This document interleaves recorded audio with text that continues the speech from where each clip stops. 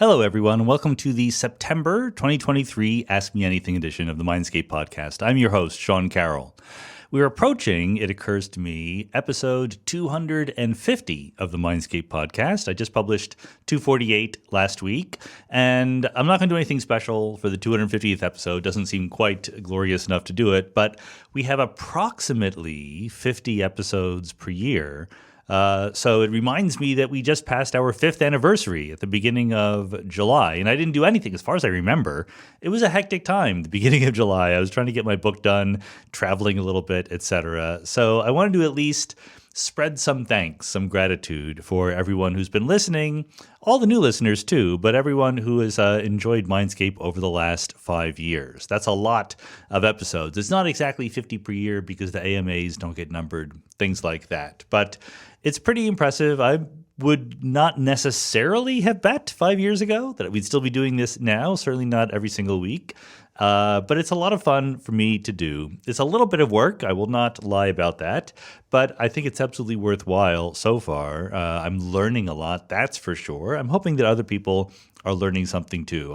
It's absolutely the case that part of my motivation for doing this is to counteract some of the misinformation, some of the bad information that is out there.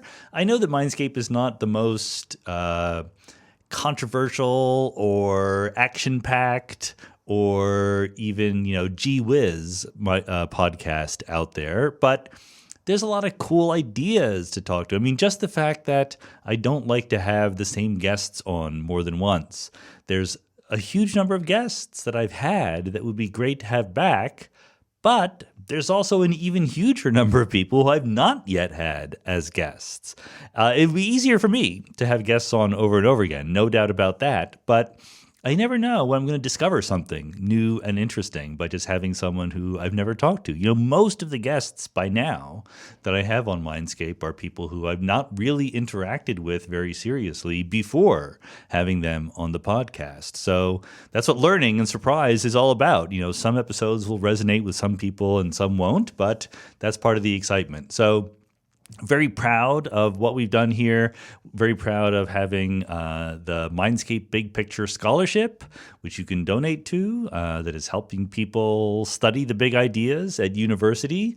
Very, very pleased that people sign up for Patreon. As you know, if you're a listener, these Ask Me Anything episodes are funded by Patreon supporters, and they're the ones who are asking the questions. You can become a Patreon supporter. It's pretty easy to do at patreon.com/Sean M. Carroll. And, 5 years is a long time. Will we still be doing it 5 years from now? I bet we are. I think so. I think it's still not run out of things to do yet. At some point, if I think that it's just work, then I will quit. Then I will easily say, this isn't worth it anymore. But 5 years, I think that there's 2 Mindscape guests who are deceased now, which is very sad to me. Herb Gintis, I think I mentioned before, passed away earlier this year. He led a long and productive life, but also Mari Ruti has passed away. She's exactly my age. We knew each other back in graduate school. But cancer does not care how old you are. And she fought cancer for a couple of years, and then eventually, as often happens, the continued very harsh treatments of the cancer were what ended up not being able to be treated anymore. And so she passed away a couple months ago. Very sad, but life is going on, right? If you haven't listened to Mari's episode, it's a special one because it's a bit of a departure from what we did on Mindscape otherwise, but she was a uniquely good person at making a different kind of thing palatable and exciting and interesting to other audiences. In this case, Lacanian psychoanalysis, which is not our forte here, but I couldn't think of a better person to talk about it than Mari. And she's very, very missed by her friends, and I hope that she recognized before she died how loved she was around the world. And it's, part of time passing. It's going to happen to all of us. So it's just a reminder that we've been around for a while now, doing the podcast. Again, tremendous thanks for everyone listening, either if it's completely passively or supporting the podcast, leaving reviews on iTunes or supporting on Patreon or leaving comments on the webpage at Preposterous Universe. I thank you all for participating in the journey. It's a great one, and we're going to continue on for a while. So with that, let's go.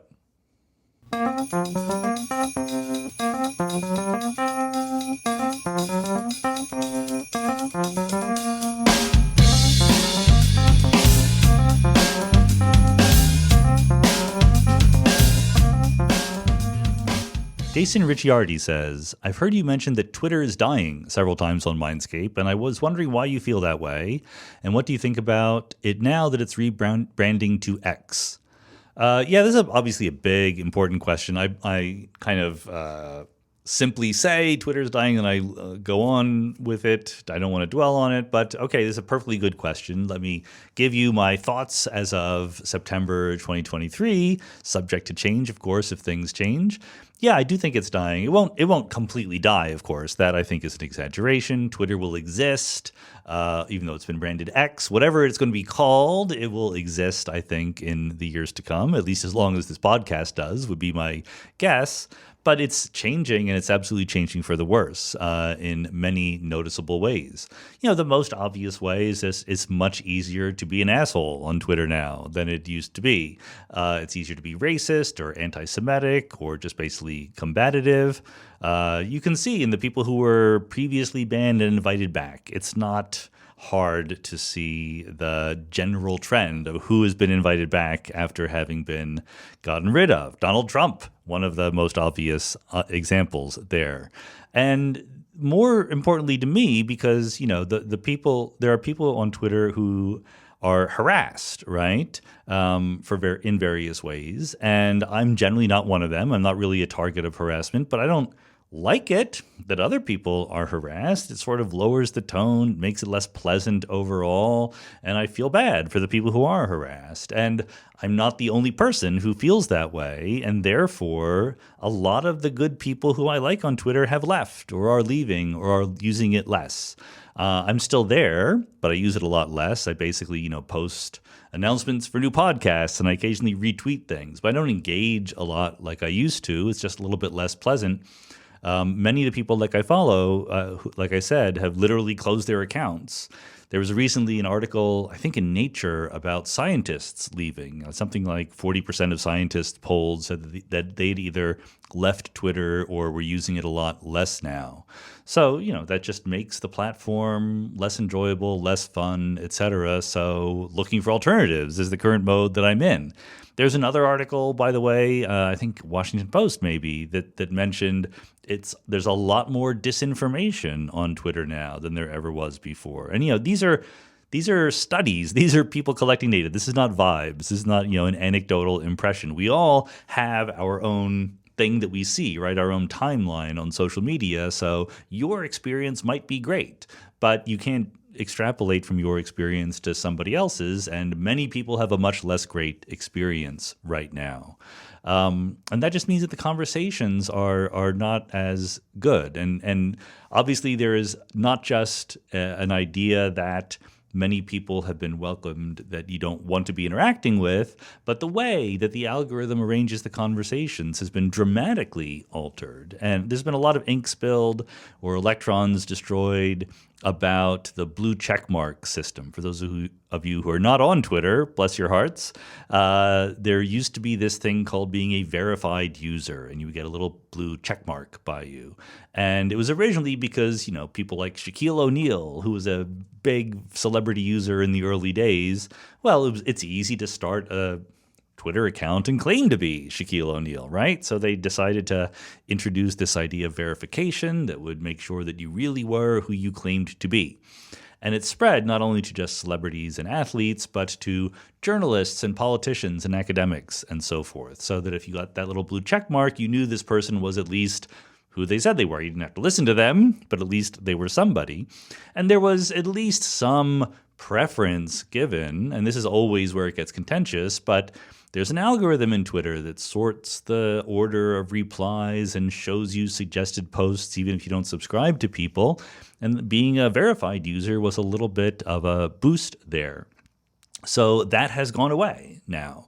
There's still blue check marks and they're still called verified users, but they have nothing to do with being competent, with being an authority, with being who you say you are. What they have to do with is you signing up and paying $8 a month. But those people are still boosted in the conversations. And it used to be that there was at least a slight positive correlation between being a verified user and being a constructive addition to the conversation, because you could get verified by, for example, being an authority in some subject. You know, when news would break, when a country would get invaded or there was a disaster somewhere and you could go to the trending topics and click on them, it was useful to do so because there was some journalist who had spent 20 years in this country and was on the ground and could tell you what was going on. And you had not heard of them before, but you could find them. Now, when you do that, the people who are shown to you are people who spend $8. And those are not only not positively correlated with giving useful information, they are actively negatively correlated with giving useful information. Some people who spend the $8 to be verified are, of course, perfectly reasonable, but many of them are just people who want to mouth off, people who embody the Dunning-Kruger effect. And so it's become way less useful. And it's not only less useful for people like me trying to find news and new pieces of information, but there's been various degradations of what is called the API, which lets people use Twitter automatically to, post information and things like that. So emergency services or informational services find it much harder to use Twitter. For me, one of the fun aspects of Twitter was Kelly Truelove, who posted under True Sci-Fi, had these lists of physicists and astronomers and writers and philosophers and so forth, and would make on Twitter and would make graphs where who followed who and how you could find people and things like that. Very, very useful. No longer exists on Twitter because you can't get the information. You can't download it. Not allowed to anymore. The company has been steadily but absolutely unmistakably making it harder to use Twitter. The way that I read Twitter used to be something called TweetDeck. Now that is removed. I can't use it anymore, right? So that it's just a much worse experience overall. The statement is that going forward, they're going to remove the ability to block people on Twitter, which is just a disaster. I mean, it's a true disaster for people who are harassed, but it's a disaster for people like me who have to sift through a lot of nonsense, to try to find something interesting. So for many, many reasons, I think that Twitter is seriously declining. And again, it's not just the vibes are bad. It's very tangible degradation of the experience. Like a vibes-based argument would be, well, I don't like that they renamed it X versus Twitter. I couldn't care less that they renamed it X versus Twitter. I think that it is a terrible business decision to give up a free connection to basically a word that had entered the English vocabulary on the basis of your corporation, right? The idea of tweeting and retweeting and quote tweeting are out there as words that people use, and you give up those words? That just makes no sense to me, but I don't claim to be a genius business person, so maybe there is some logic behind there. I don't know. I also don't care. They can call it whatever they want. It's just much less useful to me now than it was. I don't know what's going to happen next. I am personally spending most of my time on Blue Sky to the extent that I'm doing anything at all, but I can't really push Blue Sky very hard because it's not open yet. You need an invite to get there. It's still in beta. Hopefully it will roll out to open enrollment very, very soon, but honestly, the reason I like Blue Sky the best is it's not trying to be anything else. It's not trying to improve things. It's basically just Twitter on a different platform. There's tiny marginal differences that people make a big deal out of, but it's easy to use. You sign up and you use it, and it's kind of like Twitter, and that's all I really want, right? I know there's other options, Mastodon and Threads and so forth. Lots of people love Mastodon. I just didn't like it that much. It's something for, Mastodon is Twitter for Linux users. I used to have a Linux box on my desk and in my office, and there's a certain kind of person who loves Linux as an operating system rather than Mac OS or Windows, because they can really get in there and they can fiddle with it and they can make it exactly what they want, which is great. It's also just much harder to use if you're not devoted to it. And Mastodon has that feeling for me. It's not friendly to the new users, and so I don't see it being anywhere near the scale that Twitter is. Again, I could be completely wrong. I have no special insight on these things, but I think it's a loss, Twitter. I really do. I think that it was very important to me. I've certainly connected with many of the Mindscape guests in the first time by reading their Twitter accounts. I've made friends in real life from Twitter. I've learned things by talking to people on Twitter. So it's not trivial to me. I think it's a true loss, and I feel bad. But like I said, life goes on, things change, we adapt, and we move on. Next, I'm going to group two questions together. Amy Ferguson says, your work often explores profound questions about the universe. I'm curious about your personal reflections. In your downtime, do you often find yourself contemplating deeper, bigger picture ideas as a matter of personal interest? And has the nature or frequency of these reflections changed from when you were younger? And then Mike Johnson says, does the idea of eternity ever cause you to break out in a cold sweat? The idea of eternity is one of the few things that will make me lie awake at night, staring at the ceiling, trying to make it make sense. I have an overwhelming sense of dread and confusion when I think about the idea of there being no end. And even if there was an end, what does that even mean? I know when I'm dead I won't have a brain capable of these thoughts, so it doesn't really matter, but for now the idea scares the bleep out of me. So I think you see the relationship between these two questions, reflecting on giant, bigger picture ideas. Mike is a little bit specific about the idea of eternity. Amy is more open-ended about different kinds of big picture questions. I've always loved thinking about big picture questions. Do I do it more now that I'm either older or more educated or it's my professional job or whatever? I don't think so. I do think that your reflections change. I hope that they do. They certainly did for me. It's actually hard to remember, to be honest, how I thought about these things when I was 16 years old or whatever, because one does become extremely different in one's thought processes as you learn things, as you think about your own thoughts and realize, that thought really wasn't that smart. We're always, I hope, thinking about our thoughts, right? Thinking about where we're coming from, and hopefully we can reinterrogate some of the ways in which different thoughts fit together and then change our minds. So certainly I have a much more sophisticated, I would like to say more sophisticated point of view on these things, but I don't think that the fundamental nature or frequency of these reflections has changed. I want to know what the universe is, what it's made of, how long it's going to last, where it came from, our place in the universe. I think about all these things, and I've long thought about exactly those things. The idea of eternity in particular doesn't bother me, no. I mean, it's interesting because some people are bothered by the idea that the universe will end, right? The idea that it's not eternal bothers some people.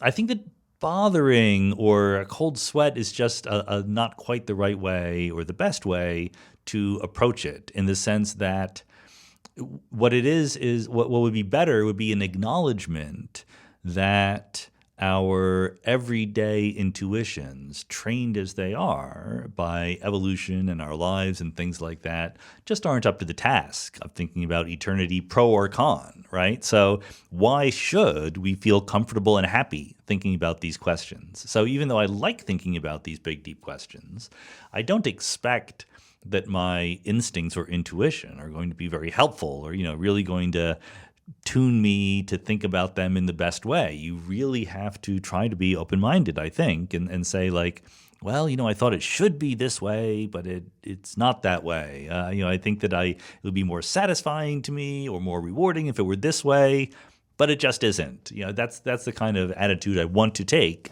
in my reflections on these deepest questions.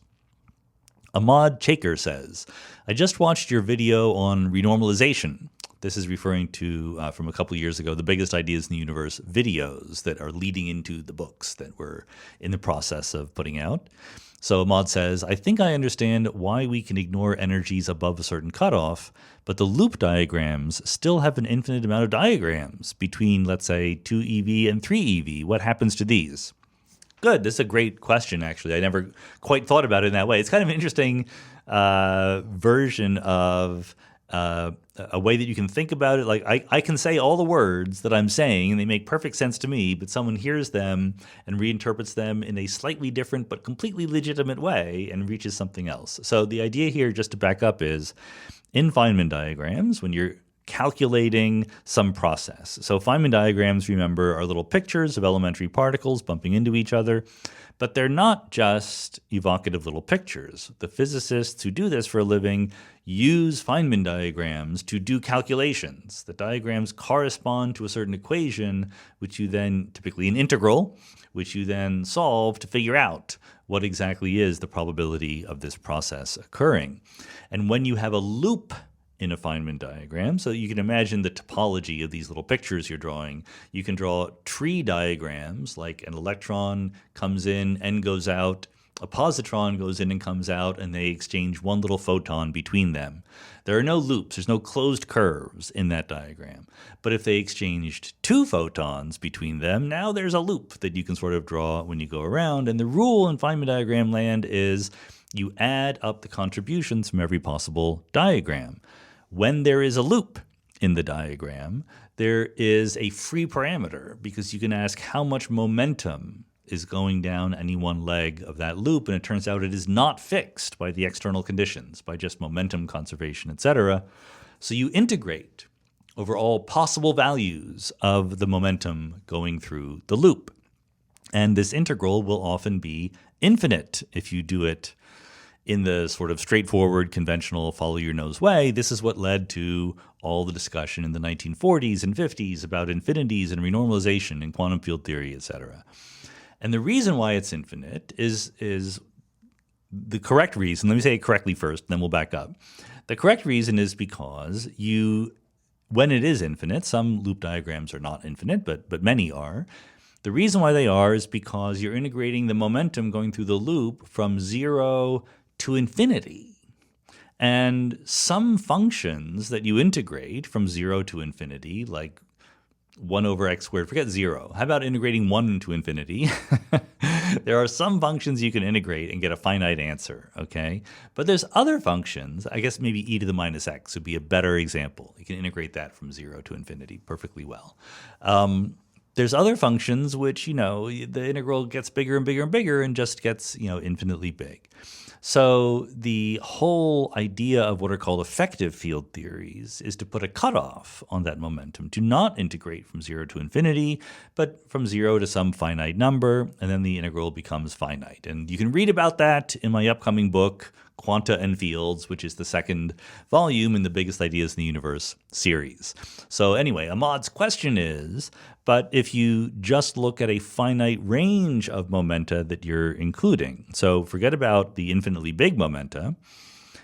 I should have said that the justification for ignoring the infinitely big momenta is we don't know what's going on at infinitely big momenta. Momentum is inversely proportional to distance in quantum mechanics and field theory. So you're effectively talking about infinitely short distances where space-time itself might not be a valid concept. So there's a justification for doing this. But technically, an integral is a sum over an infinite number of things, right? So as Ahmad correctly says, just between 2 electron volts and 3 electron volts, there are an infinite number of momenta that you're adding up in some sense.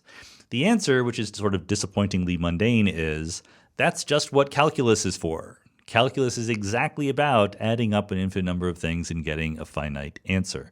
Because really, you're adding up 0 times infinity, okay? And that's ill-defined, as it is simply stated baldly that way. The 0 that I'm talking about is the contribution from a single number between, in this case, 2 electron volts and 3 electron volts. It's the area under a curve of zero width. Right? It's the curve that goes from a certain number to the same number without moving at all. That's going to have zero area under it. But there's an infinite number of them that we add up to get the whole area under the curve between the starting value and an ending value. So it was Newton and Leibniz who taught us how to do this, which is to discretize, to chunk up that curve into finite area rectangles, add all them up, but then take the limit as the rectangles get skinnier and skinnier. And by doing that, you get a well-defined limit, a finite answer for your infinite sum. It's exactly the same thing in Feynman diagrams. It's nothing different than that. You get a finite answer for the integral over this loop momentum of all the possible momenta between 2eV and 3eV. That's just not a problem. That's just calculus. The only problem comes when you're considering momenta that go infinitely big. And that's a whole nother story. Cooper says, has your thinking on complexity changed at all in light of your recent conversations with Sam Bowles and David Krakauer? Both emphasize the teleological nature of complex systems, and my impression was that you hadn't thought of that feature being a fundamental aspect of complexity. Well, yes and no. On the one hand, I think that you're right that I guess the way that I would put it is I had not thought that anyone would use the feature of teleological behavior or teleonomic matter, as David likes to say, as a fundamental characteristic of complex systems. It is certainly a characteristic of some complex systems, and I'm very, very interested in understanding how that can be the case in a world where the fundamental laws of physics are not teleological at all. So this is a classic case asking about emergence, right? How do you get purposes and goals emerging out of the mindless, purposeless interaction of microscopic subsystems? I think that's a perfectly legitimate question to ask. I think it's perfectly legitimate to say this is a fundamental problem that we should focus on. I don't think it's right to say that that's a necessary central feature of complex systems. I do think that the galaxy is complex. Our galaxy is pretty darn complex. It is not teleonomic in any useful sense. So I think that, I get why you would want to do that because, as David would say, there is such a big difference once matter becomes teleonomic. Once a complex adaptive system has goals and, that's, back in the day, you would, in Santa Fe Institute circles, hear a lot more talk about complex adaptive systems than you do now. These days, we more often just talk about complex systems. And I think that's an important difference. If you stick the word adaptive in there, then I would absolutely get that teleology is playing a big role. The idea of a complex adaptive system is that it has information about the external world, it processes that information, and it uses that information to get something that in some well-defined sense it wants, even if that thing is just to stay alive, to continue existing, right? I think that there are precursors to that count as complex. And so my argument would be that if you skip right to teleonomic matter and complex adaptive systems that have goals and so forth, you're skipping over a lot of interesting things, right? You're talking about the evolution of the species without talking about the origin of life. And you're absolutely welcome to do that. That's a fine thing to do, but you wouldn't want to argue that the origin of life is uninteresting. You wouldn't want to argue, I think, that the various kinds of systems that seem complex to me but don't yet have purpose or teleology in them are somehow less interesting or don't count. So I don't think there's really any incompatibility here. I'm just pumping for a more expansive notion of complexity that includes the thing that I care about, which is where these complex systems came to be in the first place, complexogenesis, right? That's something that dovetails very nicely with my interest in entropy and thermodynamics and the arrow of time. So I don't want it ruled out from this whole area of inquiry. Rob Gebele says, I have a question about your confidence in the claim that all physical laws relevant for our everyday life are known. What about the possibility of a new force, which is so weakly coupled that we would not see it in current collider experiments, but which becomes relevant when very many particles are involved at mesoscopic or macroscopic scales? After all, gravity is like that, and we wouldn't have found it by only looking at collider experiments. Yeah, sure. A weak new force is absolutely something that we can be interested in and look for and are interested in and do look for. If you look up the various places, papers, and books and so forth where I've talked about this idea, I explicitly consider this possibility. The fact is that ordinary matter is made of only three things at the end of the day: protons, neutrons, and electrons. Maybe you could add in photons and gluons if you wanted to look at a higher order perturbation, but roughly speaking, the quantum numbers that are non-zero from the matter in you and me are the numbers of electrons, the numbers of protons, the numbers of neutrons. So that actually makes it very simple to look for new weak forces, because all you have to do is measure the force between electrons, protons, and neutrons, and other electrons, protons, neutrons. So the parameter space is kind of small. You can actually do everything. And so all you have to do is look at heavy collections of matter with different abundances of protons, neutrons, and electrons, right? People have done that. There are limits. There are quantitative, numerical limits on how big such a new force can be. Of course, it's not necessarily the same as gravity, because gravity is what we think of as an infinite range force. It stretches over astrophysical distances. You could imagine a force that is stronger than gravity but shorter range, so it's not as obvious in an astrophysical setting. But we've looked for that too. And the answer is, if you go down to the scales that are like neurological scales, right? The sizes of the separation between neurons in your brain or something like that. The limits on the strength of any new force are comparable, I forget the numbers, but they're in the same ballpark as the strength of gravity. And the thing about gravity is it's a super weak force.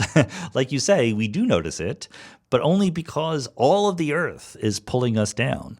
So if you care about the force exerted by a neuron on another neuron, or even by the Earth on another neuron, there's just no room for that. Those are ruled out. So yeah, that's a absolutely conceptually allowed thing to think about, but the data have spoken on that one. They're not there. There could be other forces there, but they're too weak to make any difference to our everyday lives, including our biology. Chris V says, what are your worries and hopes for the future?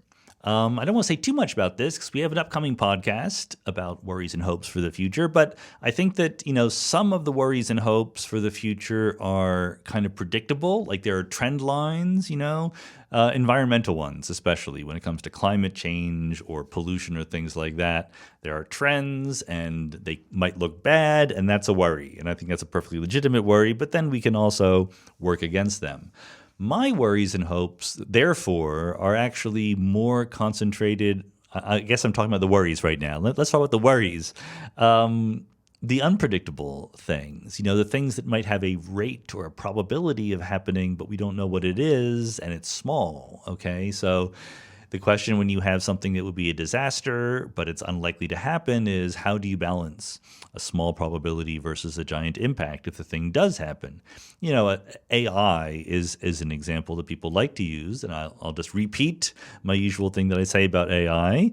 I think there's plenty of good reasons to worry about the impact of AI on our lives, and I am absolutely in favor of worrying about it and putting safeguards in place. I am not impressed by people who leap right to destroying all life on Earth. I think that is not a very plausible scenario. And if, there's some other scenario where 100 million people die, or even more likely, a scenario where billions of people are slightly worse off, that's really bad. We can worry about that. That's much more plausible than extinction level events, and is absolutely worth worrying about. And if we do worry about it, I think we will also ameliorate the probability of the extinction level events. So I don't think so. AI is not high on my list there because I think that if we just take the realistic worries about it, we at least can try to ameliorate them. Whether we will or not, yeah, that I don't know. I'm kind of more worried, to be honest, about things that just seem unlikely but are not new and sexy, like new bioweapons, pandemics, good old-fashioned nuclear war, right? I think these things are still quite possible. Again, we don't need to jump right to extinction level events to imagine millions of people being adversely affected by them. And the timescales, the frequency with which these things happen are sufficiently rare that human beings are not good at planning for them. It hasn't happened in the last 5 years. Of course, the pandemic thing did. I get that, but otherwise, in a few years, we'll say, well, it's been a while since the last pandemic. I'm not so concerned about that one anymore. And human beings, bless their hearts, they're just not good at planning for things like that. So it's those kind of not completely implausible disaster scenarios that have timescales longer than 10 years between when they generally happen that I think are very good to worry about. Sunspots and solar flares are another one that I've talked about before. In terms of hopes, I don't know. I have mentioned recently the podcast that we did with John Danaher about our coming automated Utopia. I think we're getting very good as a society at creating wealth, creating food, creating power, creating knowledge, power in the sense of like electricity and things like that, not political power. We might even arguably be getting better at protecting the environment if we really put our minds to it. We have the capability technologically, let's put it that way, to protect the environment. I always go back to the podcast we did with Joe Walston, talking about how just moving people into cities is a tremendously beneficial thing to do for the environment, and it is happening, right? So I can imagine the following idea. This is probably utopian, but that's okay. You said, what are the hopes? I can imagine that technology has been improving so quickly that there's a mismatch in the timescale between the rate of technological improvement and humans' habits of mind that organize society and how quickly those get updated.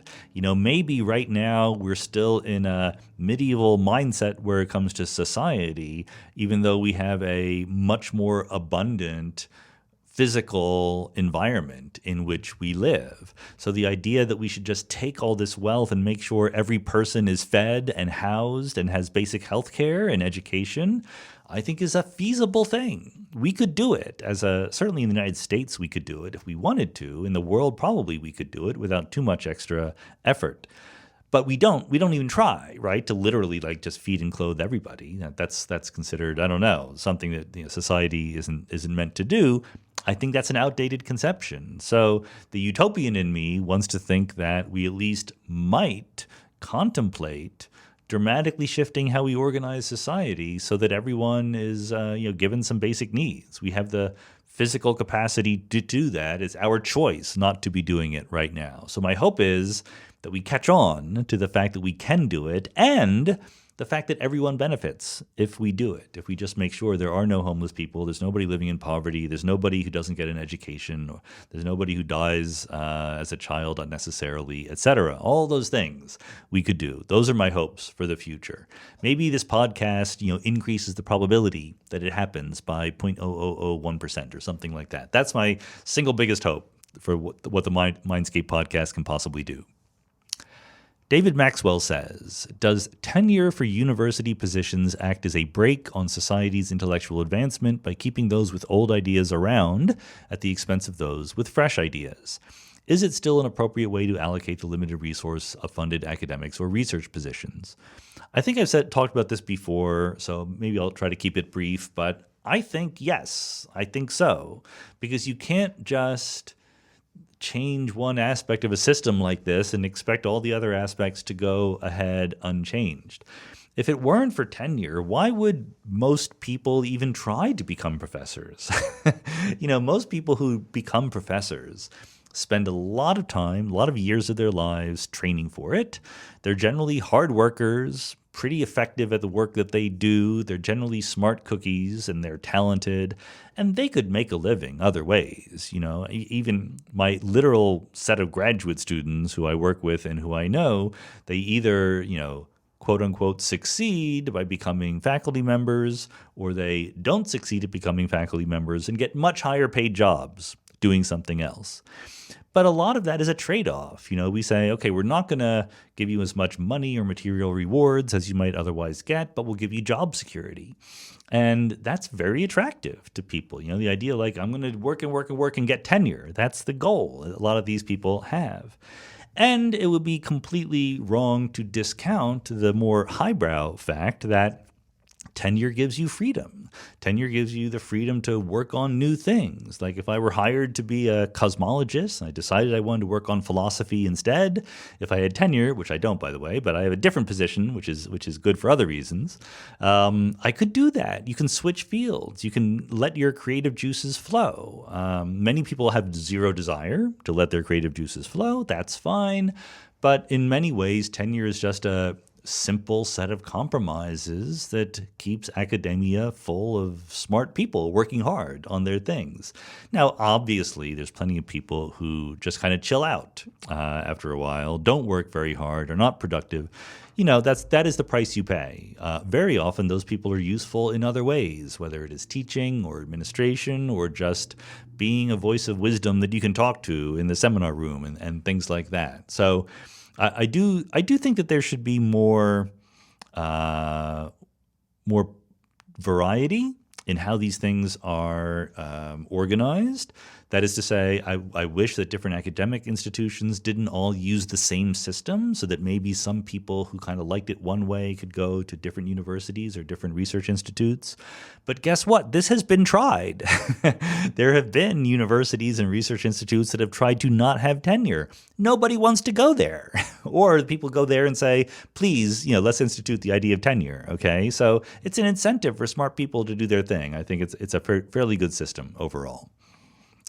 Paul Cousin says, is it common to contact an author to let them know that you cited their work, or do cited authors usually find out via Google Scholar or something similar? It is completely uncommon to contact an author to let them know you cited their work.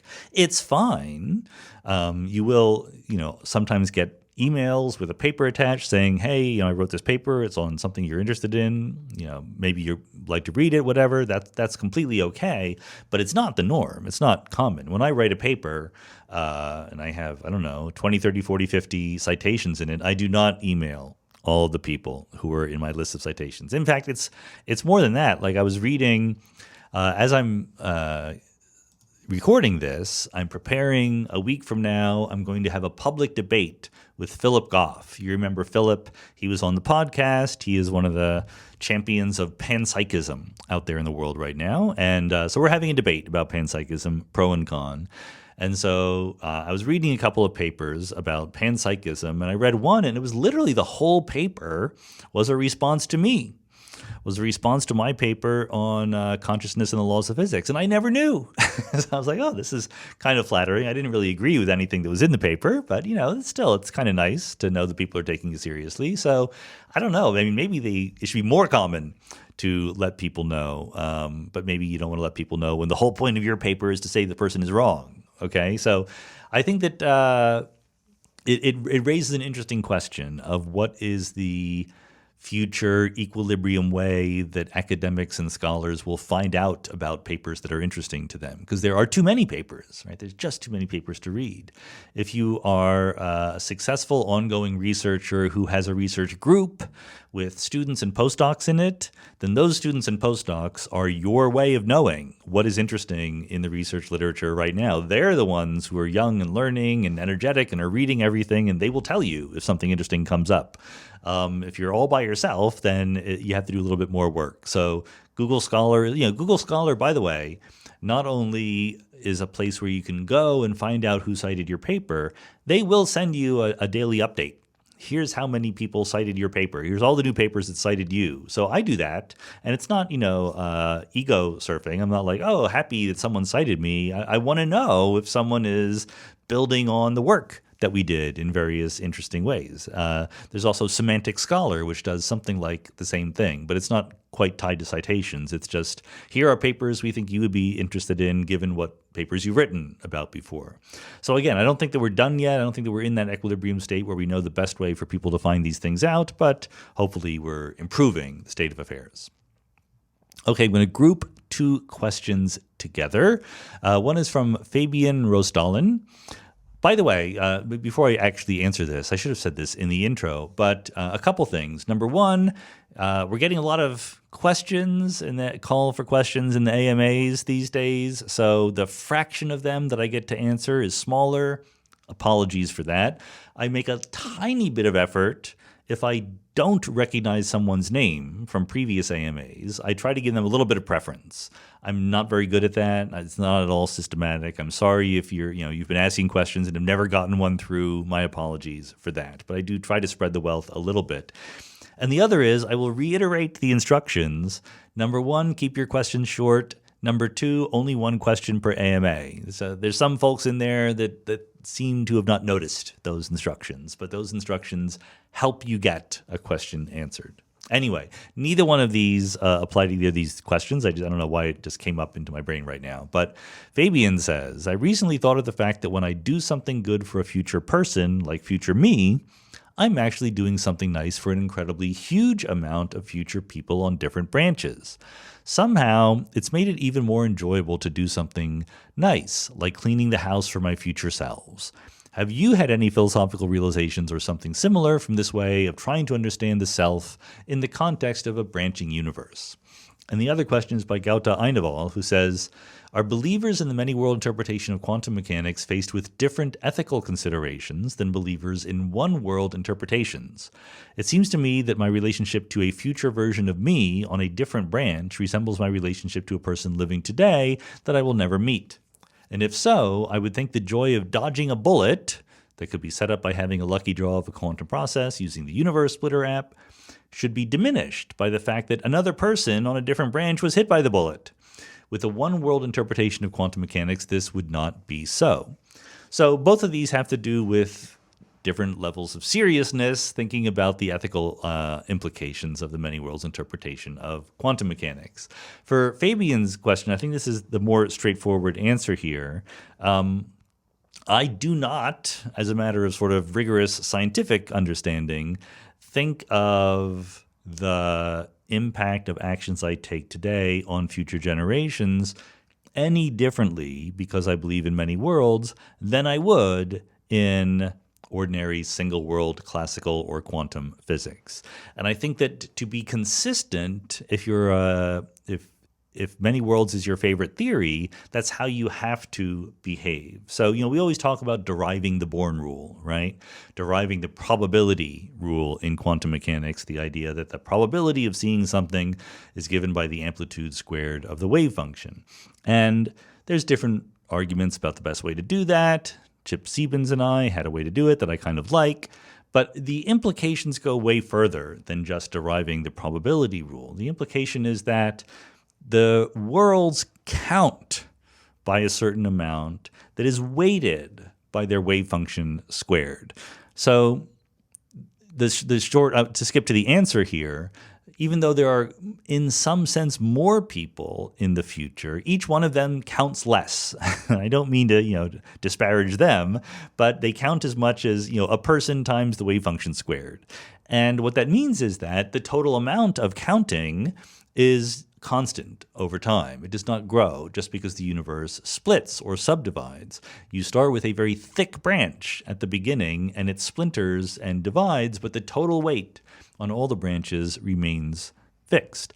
I think you have to think that way if you want to accept many worlds and take it seriously and move forward with your life. Because otherwise, I could do a Stern-Gerlach experiment. I could measure a spin of a particle that was in a 50-50 chance, and suddenly it's now there's a universe where it was spin up, a universe where it was spin down, and I could do that, or it could be done without me knowing. Let's put it that way. And if it's done without me knowing, then suddenly there are twice as many people in the multiverse because there is a whole other universe, right? And in fact, most quantum measurements are of exactly this form. I don't know that they're even going on. But it shouldn't affect my going through life, whether someone somewhere out there in space is doing a measurement of a quantum system. And the only possible way that it can't is if I think that the people post-measurement count only as much as them times their wave function squared. That is the consistent way to accept many worlds as a theory, and therefore I don't think it matters that there are more people, more copies of me in the future. And likewise, for Gauta's question, this idea of how do you deal with the reinterpretation of probability in a many-world interpretation versus a single stochastic world? I think that any prediction, any way that you have of dealing with the future world is. I gave examples in Something Deeply Hidden and so forth that you could contrive rules that would make you act differently if many worlds were true versus if it's not, but they're absolutely contrived. They're not very natural. If you think that there's a probability that something is going to happen or not in a single world versus saying both things will really happen, but they're weighted. They're weighted by numbers that add up to 1. I think that there's no difference in how you act or think in those two situations. And maybe you think that there should be, but then you shouldn't accept many worlds because it's not going to work out for you in various ways. Lothian53 says, in the many worlds interpretation of quantum mechanics, how do we know that the other worlds continue to exist past the point where we lose contact with them? Well, we don't any more than we know that our world will exist tomorrow, right? Like, how would we know that? We have a prediction on the basis of a model. The prediction of many worlds is that all the worlds are equally real. They just keep existing. The other world's likelihood of existing from moment to moment is the same as ours. There's nothing special about it. It may be that we live in a multiverse where there's a terrible genocidal evil demon who lets those worlds come into existence and then wipes them out of existence. That would be weird and bizarre, and we have no empirical reason to think that. But if you want to think that, you are welcome to do so. Stevie CPW says, how do you feel about data science being accepted as an alternative to algebra and calculus in higher education admission requirements? Well, I have mixed feelings about that.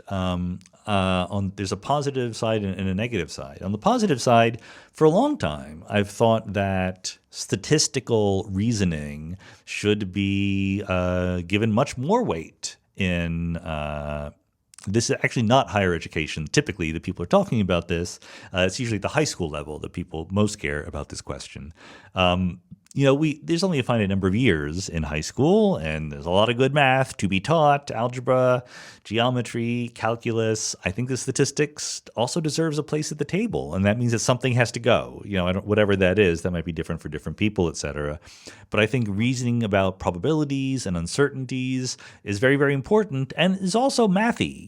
It doesn't have to be just here's a coin flip. You can get really deep into serious math and solving equations if you study probability carefully. And I think that maybe data science more broadly, same kind of thing. How do you fit a curve to some data? How do you deal with errors and uncertainties and things like that? Central limit theorems, a whole bunch of very good things that you can absolutely talk about as part of a respectable math education. That's the good part. The bad part is that there has been a movement in certain places, California, for example, to simply water down the high school math curriculum. And I think that's a disaster. I think that's terrible, even when it's done with the best of intentions. Some people are saying, well, some students are less prepared than others, and they struggle in math classes because they're less prepared. And guess what? Unsurprisingly, that lack of preparation is often correlated with either socioeconomic status or racial categories or things like that. And it seems like effectively they would say, it seems like we're discriminating against these students by making them take the same classes as people with better preparation. And therefore, the conclusion that they would have, that I think is terrible, would be everyone should have less math or easier math or something like that. It is somehow discriminatory to offer calculus in high school or to demand that every student know algebra. I think that's terrible. I think that the way out of discrimination is not to make everything easier for people, but to give people the resources to do the hard work. If people aren't learning algebra and calculus as well as they should, dump money on the problem would be my solution. The education system is failing. Good. Make it stop failing. Don't say, well, it's failing and therefore let's fail equally. That's not the way to do it. I think that you help people who have lived through discrimination by offering them opportunities. And one of those opportunities is learn math. That includes data science as well as algebra and calculus and geometry. But if what you're secretly or not so secretly doing is using data science as a way to just make things easier and less rigorous and less challenging and less mathy so that no one's feelings are hurt, I think that's a huge mistake that people are making. Ken Wolfe says, in the visual arts, entertainment, or literature that you enjoy, is there something that you would regard as comfort food? Whether it is a specific work, body of work, or genre, is there something you go back to again and again, not out of respect or admiration or to gain any new insight, but just because it puts you in your happy place? By way of full disclosure, some of mine are Star Trek, anime, romantic comedy, and the 1812 Overture. I'm not sure from Ken's placement of commas whether anime and romantic comedies are two separate categories or one category of anime romantic comedy. Both are perfectly plausible answers there. Absolutely. So this is a perfectly good question. And I'm a huge believer in comfort food, by the way, both literal comfort food and figurative comfort food. When it comes to eating, I'm a huge believer in comfort food. Like when I've had a really long day or a really long week or whatever, it's going to be pizza and buffalo wings for me. And in the past, it also would have been ice cream. I'm not as young as I used to be. I can't just wolf down the pint of ice cream without any ill effects like I could have when I was in my youth, in my salad days. But I know that the pizza and the wings are not good for me, but they make me feel better. Those endorphins come rushing in, and I think that's perfectly fine. Macaroni and cheese, whatever it is. And I say that as someone who is also very willing to eat crazy, challenging food and be rewarded by that, but I think that the variety is good. And I feel the same way about arts, entertainment, and literature. In fact, both Jennifer and I, we have a routine where we work really, really hard during the day, and then we kind of collapse.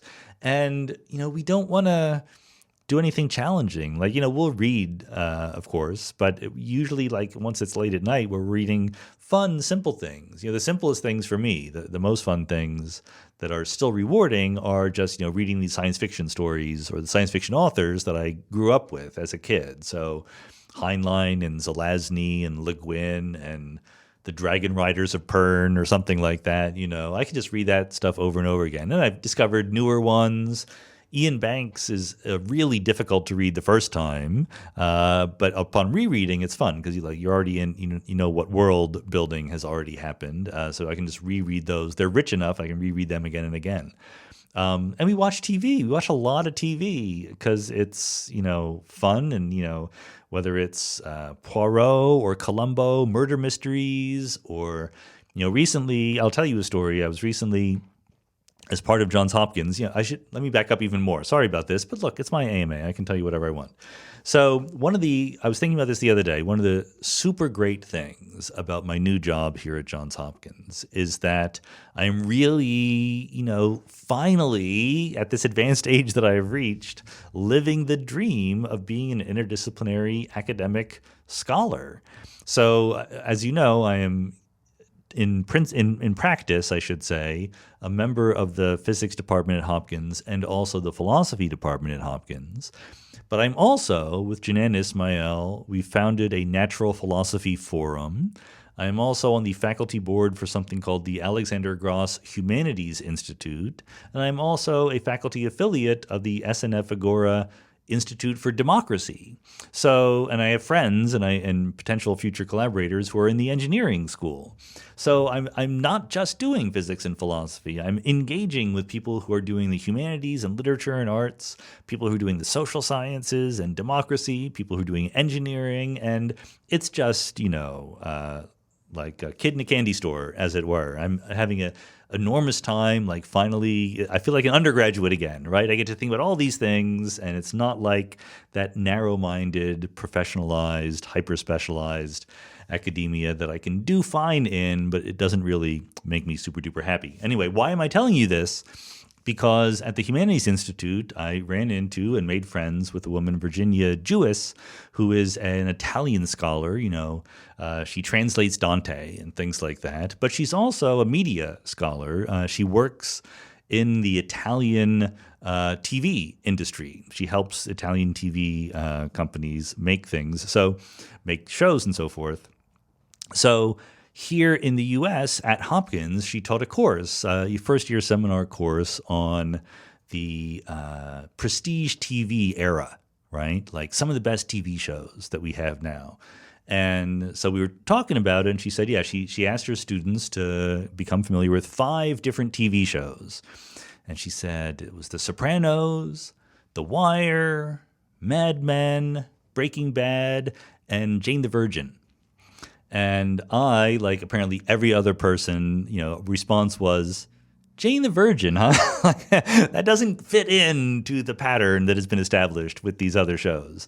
And she says, yes. And when she was telling me this, I'd never seen an episode of Jane the Virgin. And she said, yes, it's a very different kind of show. For those of you who don't know, Jane the Virgin it was a fairly recently, I think it ended 2019 or something like that.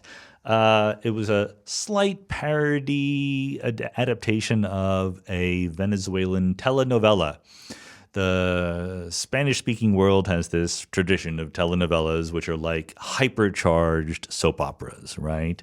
These, ridiculous plots, secret twins, dead people coming back to life, people being married, people being brother and sister, all these, crazy tropes. And so Jane the Virgin is kind of not really a parody, like a loving parody of it. Let's put it that way in an American context. So now it's set in Miami.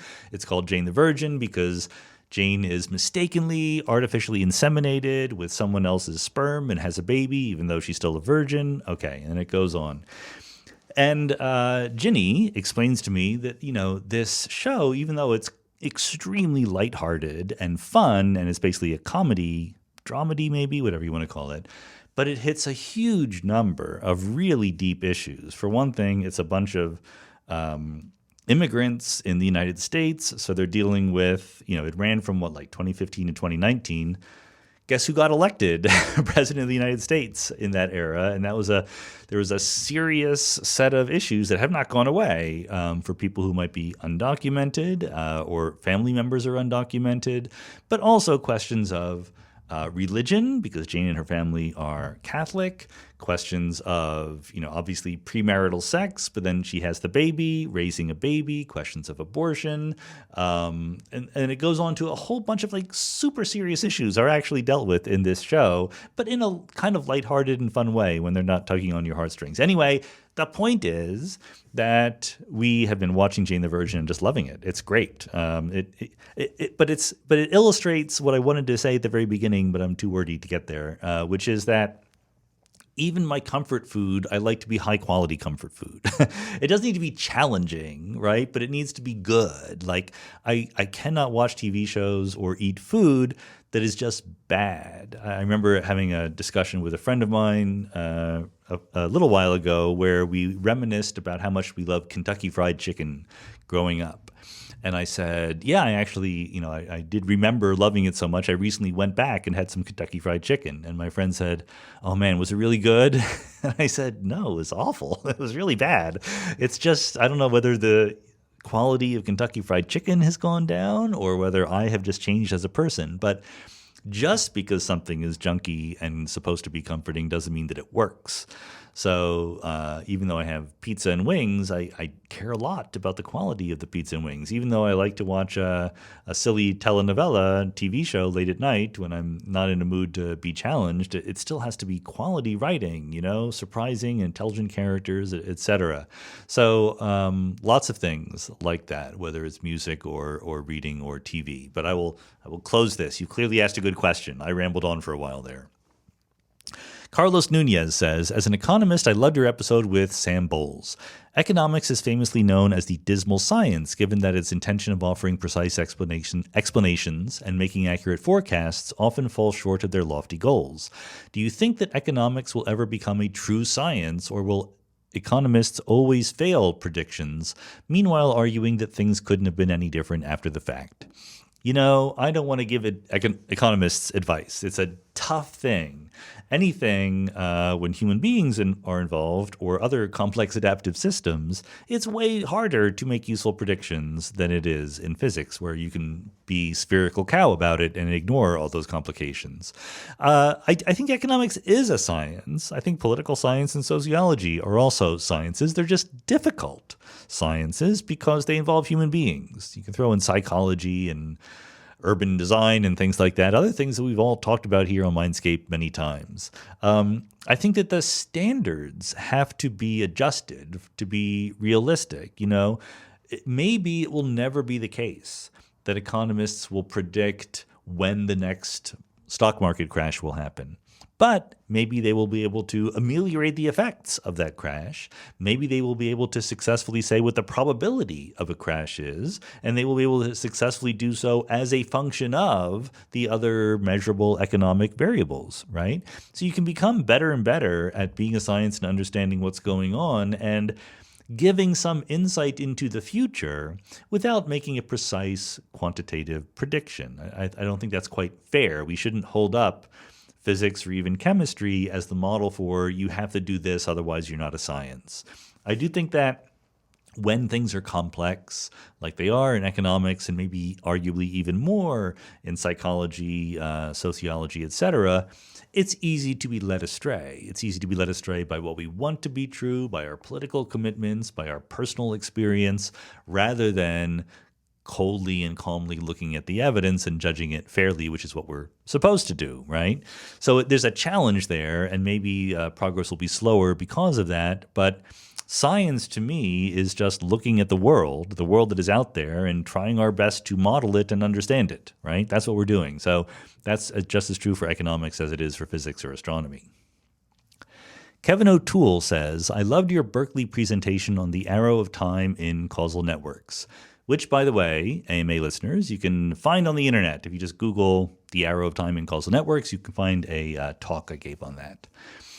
And then Kevin continues, explaining in broad strokes why the direction of perceived causality is the same as the direction of increasing entropy. However, it's always hard to tell listening to something like that. Was your presentation teaching a well-established consensus or advocating one possibility in a broad ongoing discussion?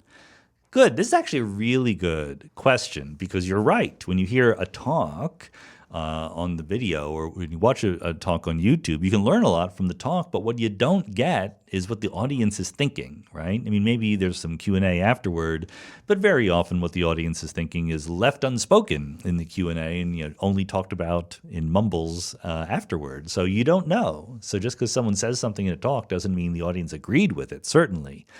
In this case, well, also maybe they're not telling me, but I always do try to figure out. I try to ask people like what they actually thought, et cetera, especially when I'm giving talks to audiences that are different than the ones I usually talk to. So in this case, in that context, I'm trying to bring together two different sets of ideas, one from statistical mechanics, where we talk about entropy and the arrow of time and things like that, and the other from causal network research, and which just assumes the directions in which the arrows are going from causes to effects. It cares a lot about what arrows exist, but it presumes we know what directions the arrows point in, especially they always point from past to future. So I'm trying to join together these two things, and that audience was extremely expert in causal network dynamics, causality, things like that. They were not expert in statistical mechanics, except some of them were. There were a couple of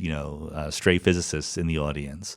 So I think that my impression is the following: that both groups were slightly annoyed at how easy it was to understand the part they already knew. But they were happy to get the part they didn't know, and they didn't have any objections to the way that things were brought together. Does that make sense? So the physicists were like, why are you telling me about the second law of thermodynamics? I know that. But when I explained to them, Judea, Pearl, and causal networks, they're like, wow, this is really cool. And the causal network people were just the opposite, okay? So the question about whether or not those two areas can be successfully brought together, no one seemed to be dead set against that, and they thought that was an interesting kind of thing. I think that different people will care more or less about it. Some people are like, oh yeah, that's really foundationally important to understand why this comes before that. And others are like, come on, I don't need to know that when I inject medicine into someone's arm and then some physiological effect happens, which is the cause and which is the effect, right? That's kind of trivial for them. So some people may or may not care, but I did not hear anyone object to the fundamental idea or the specific way in which I was trying to make it happen. Lineo Miziara says, in the latest AMA, you told us that Boltzmann brains were not possible because quantum mechanically, temperature does not consist of atoms moving around. How can that be? Isn't the very concept of temperature based on the movement of atoms? So by the way, it's not that Boltzmann brains are not possible. It's that it is possible that they're not possible. In other words, we are expanding, the universe is expanding and accelerating and emptying out. There's an open question about the nature of the future quantum state of the universe, even putting aside the possibility that we'll recollapse or crunch or anything like that. The fact that the universe will be empty and we'll have a non-zero vacuum energy, just assume all that is true. What is the nature of the quantum state in that future accelerating universe, empty space state? And there are two possibilities. One is that it just quiets down, right? It just settles into a constant, static, thermal quantum state, what we call a density matrix or a mixed state.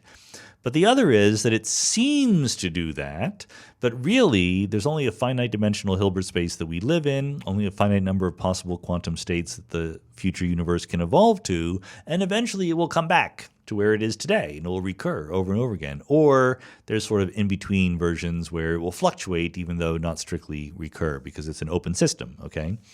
So that's an open question. We don't know the answer to that. So it is in the case where the universe just settles down once and for all, then there will be no Boltzmann brains. But there's absolutely this other open possibility where there still will be. So I wanted to footnote that.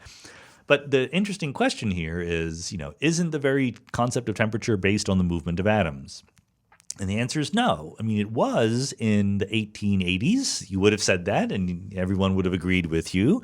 What temperature was supposed to be is the thermal energy, the average thermal energy of the atoms or the molecules or whatever in your gas or your material substance. That's just not true anymore in quantum mechanics. And like physicists always do, we use the same word for a rather different concept. So in quantum mechanics, of course, you can have a circumstance where you literally have a bunch of atoms moving around with different velocities, and then you could attribute a temperature to it. You're just describing it quantum mechanically. That's fine, but it's a special case of a more general thing that can happen. The more general thing that can happen is that you have like I said, what we call a density matrix or a mixed state. What does that mean? Ordinarily in quantum mechanics, when you hear a little bit about quantum mechanics, you're talking about wave functions, right? The electron is not just a point particle with a location, it's a wave function all spread out. Well, you also probably have heard that in statistical mechanics, even though we know that there really are, we would have known if classical mechanics had been true, that there really were particles with definite positions and momenta. In statistical mechanics, we recognize that we don't know the exact position and momentum of everything, and therefore we have a probability distribution over all those things. So you might think that in quantum mechanics, you could have a probability distribution over wave functions, right? Maybe the analogy is you don't know what the wave function of the electrons is. And that's almost true, but there's a technical complication because wave functions are vectors. You can add them and subtract them. You can't add and subtract positions and momenta in classical mechanics. But in quantum mechanics, you can add and subtract. By the way, sometimes people think that you should be able to add positions. You can add momenta of two particles if they're at the same point. But when they're not at the same point, you can't add their locations together. You might think, well, no, I have a vector telling me the location of one particle and a vector telling me the location of another. What stops me from adding them? The answer is you don't have a pre-existing preferred origin to your vector space. So it's not actually, positions of particles are not actually vectors. We treat them that way sometimes, but they're not vectors that you can sensibly add together because that sum would depend on your origin, which is not what a good vector space is supposed to do. Anyway, so that new feature in quantum mechanics that you can add together quantum states means that you can have two quantum states that are different from each other, but only a little bit different, only like rotated as a vector by a little bit.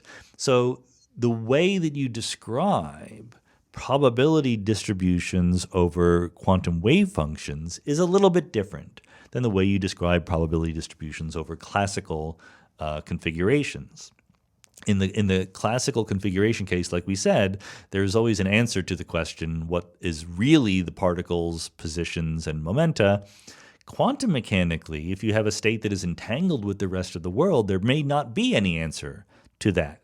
And so in that case, we describe the system using a mixed state. This is the quantum version of a statistical distribution over states. It's kind of like, but not exactly, a probability distribution over quantum wave functions.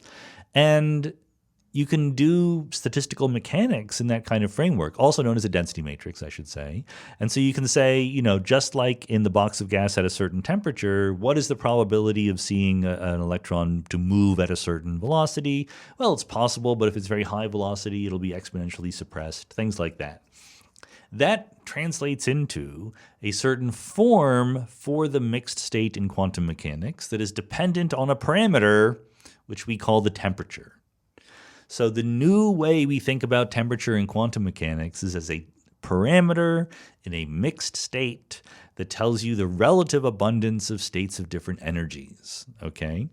And you can show that the predictions from that way of talking map nicely onto the predictions you would make in classical statistical mechanics for macroscopic things like, the equation of state and the PV equals nRT, things like that. But there's a huge important difference, which is that quantum mixed state doesn't necessarily mean that under the hood, really deep down, there's a whole bunch of things moving around. There's a new thing that can happen in quantum mechanics, and for whatever reason, plenty of people who are super experts in quantum mechanics I don't want to say they don't understand this. Maybe they understand it. They never admit it. They never talk about this fact, okay? The fact is you can have a temperature, you can have a mixed state describing a thermal distribution with some temperature that is completely static, that is completely not changing over time. You can't have that in classical mechanics. In classical mechanics, whenever you talk about a temperature, just as you say in the question, you're talking about a probability distribution over states that are moving, that are individually dynamical. And their average is not moving, but it's an average that is a sum over individually moving things. And that is not true anymore in quantum mechanics. In quantum mechanics, a thermal state is a sum over states that are not moving themselves. So that's a whole new thing, and people never talk about it. It's very relevant for Boltzmann brains. It's actually not that relevant for measurements, right? That's why people don't need to talk about it, because when you actually say, okay, what is the probability of getting a measurement outcome in this thermal state, you still get very similar results in classical mechanics or quantum mechanics. But for the Boltzmann brain problem, we're not thinking about measurements. We're thinking about what happens intrinsically to the system. So suddenly, that difference becomes very, very important. Artem Vorostov says, is it possible that during the Big Bang and its aftermath, the volume of our universe is infinite, but only a finite volume is contained within our past light cone? How accurately do we understand the function volume as a function of time after the Big Bang? It's 100% possible. In fact, it's Very, very, very possible. We don't know whether the volume of our universe is infinite.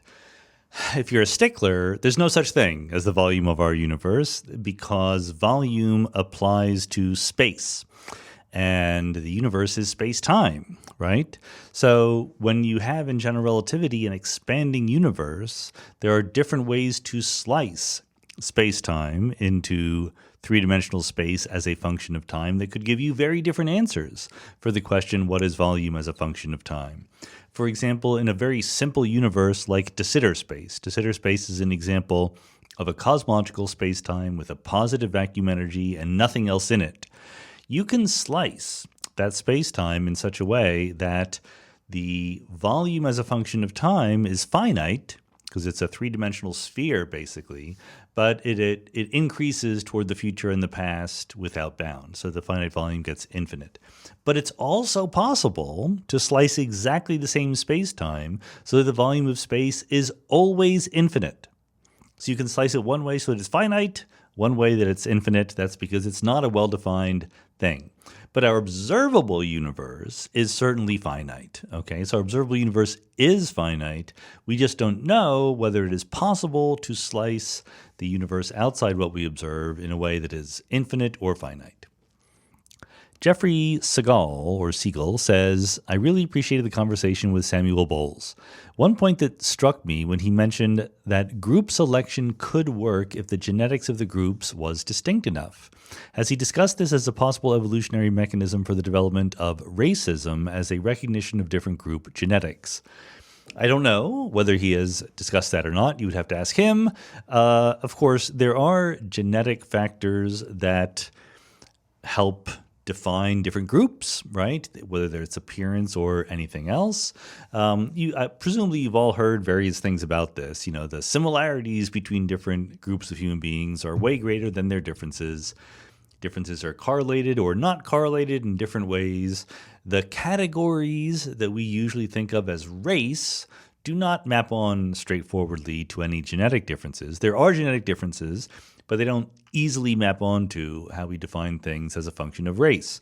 I think a better way of thinking about it is if you go back to the podcast we did with Nicholas Christakis, human beings, as part of their basic makeup, or at least it seems very, very common in human history for groups of people to have a slight in-group bias. We tend to define groups somehow, and we tend to like the people who are in our group, and we don't like as much the people who are outside our group. When we invent races as a social category, we don't know anything about genetics when we did that, right? We were not very good at that. So it's not surprising that the categories that we invent are not exactly reflective of any underlying genetic truth. But there are differences in appearance, differences in other things like we said. It's a social fact that we choose to take some differences as like really, really important, like what our skin color is, and other differences like what our hair color or eye color is less important, or, you know, the pitch of our voice or whatever. There's a million differences we could have chosen to focus on, but skin color is one that we do, and that's a very social fact. There are genetic realities underlying the differences between people, but social choices have a huge role to play here. Ryan Santos says, priority question. I believe I've heard you affirm unity of knowledge in prior conversations, which seems to me, at a minimum, that valid methods of discovery ought not to contradict each other, and when they do, it's a mistake of process rather than a contradiction of reality. My question is about confrontations of different methods in practice that lie somewhere outside the family of natural sciences. For instance, religious historians will often claim that purely academic historical methods validate their particular scripture, sometimes contradicting the current consensus of physics or biology. Another example might be DNA evidence used to overturn criminal convictions. Would you simply take such situations case by case, or is there some kind of hierarchy by which you give one means of investigation more authority than another? Well, so I certainly have never, I'm pretty sure, have never used the words, I affirm unity of knowledge. I do think of knowledge as different ways of talking about the same underlying physical reality. I do affirm the unity of underlying physical reality, and we have different mechanisms, as you say, to get to it. So I think that there should be more or less common criteria for when those methods are trustworthy, when they are reliable, etc. Of course, within a certain sphere, whether you're doing, archaeology or literary textual analysis or particle physics, the particular problems that you are faced with will be different compared to other areas, and therefore you can use different criteria as a matter of practice. Just for example, in many sciences, certainly in social sciences and elsewhere, people talk about a 3 sigma result, right? If you can get a certain p-value greater than 0.99, then you have a statistically significant result. In particle physics, we say that you need a 5 sigma result, which is a much higher level of statistical significance than in the social sciences. That's not because of any fundamental difference in what the two areas are trying to do. It's a difference in the amount of evidence that you can gather and the cleanliness of the evidence that you get. In other words, in particle physics, you can get 5 sigma worth of evidence, and if you don't have it yet, you can just keep doing the experiment, and hopefully eventually you will get it if the effect you're looking for or the particle you're trying to detect is really there. In the social sciences, that would mean there were no results if you asked for 5 sigma statistical significance. So because you do want to get some results, you have a lower threshold of significance, but you also realize that you're sort of less surprised when some of those results are not replicated, okay? In particle physics, if we discovered that, actually we haven't found the top quark, it's not there, that would be weird. That would be almost impossible to make sense of because it's so firmly established, whereas there are almost no results in sociology or psychology or economics that are like that. I think that, we should, when there are overlaps, when there are questions that can be addressed using different methodologies, probably you have to go on a case-by-case basis in the real world as a practical matter. But in principle, it's all just trying to figure out how the world works. I think that it is common. I don't think that we should certainly throw out the results of some kinds of analysis because they disagree with a kind of analysis we like better. We should think carefully about what is appropriate to the question we're trying to ask and which has been more reliable and so forth. You have to take all of it into account at the end of the day. Steve Sheridan says, in late July, a paper was published in the Astrophysical Journal by Kyu-Hyun Che from Sejong University in Seoul. The paper purports to provide strong evidence within greater than 5 sigma significance, see, as we just talked about, for a modified Newtonian dynamics gravity theory at low acceleration conditions of widely separated binary stars. The Sagan standard that extraordinary claims require extraordinary evidence would appear to apply here.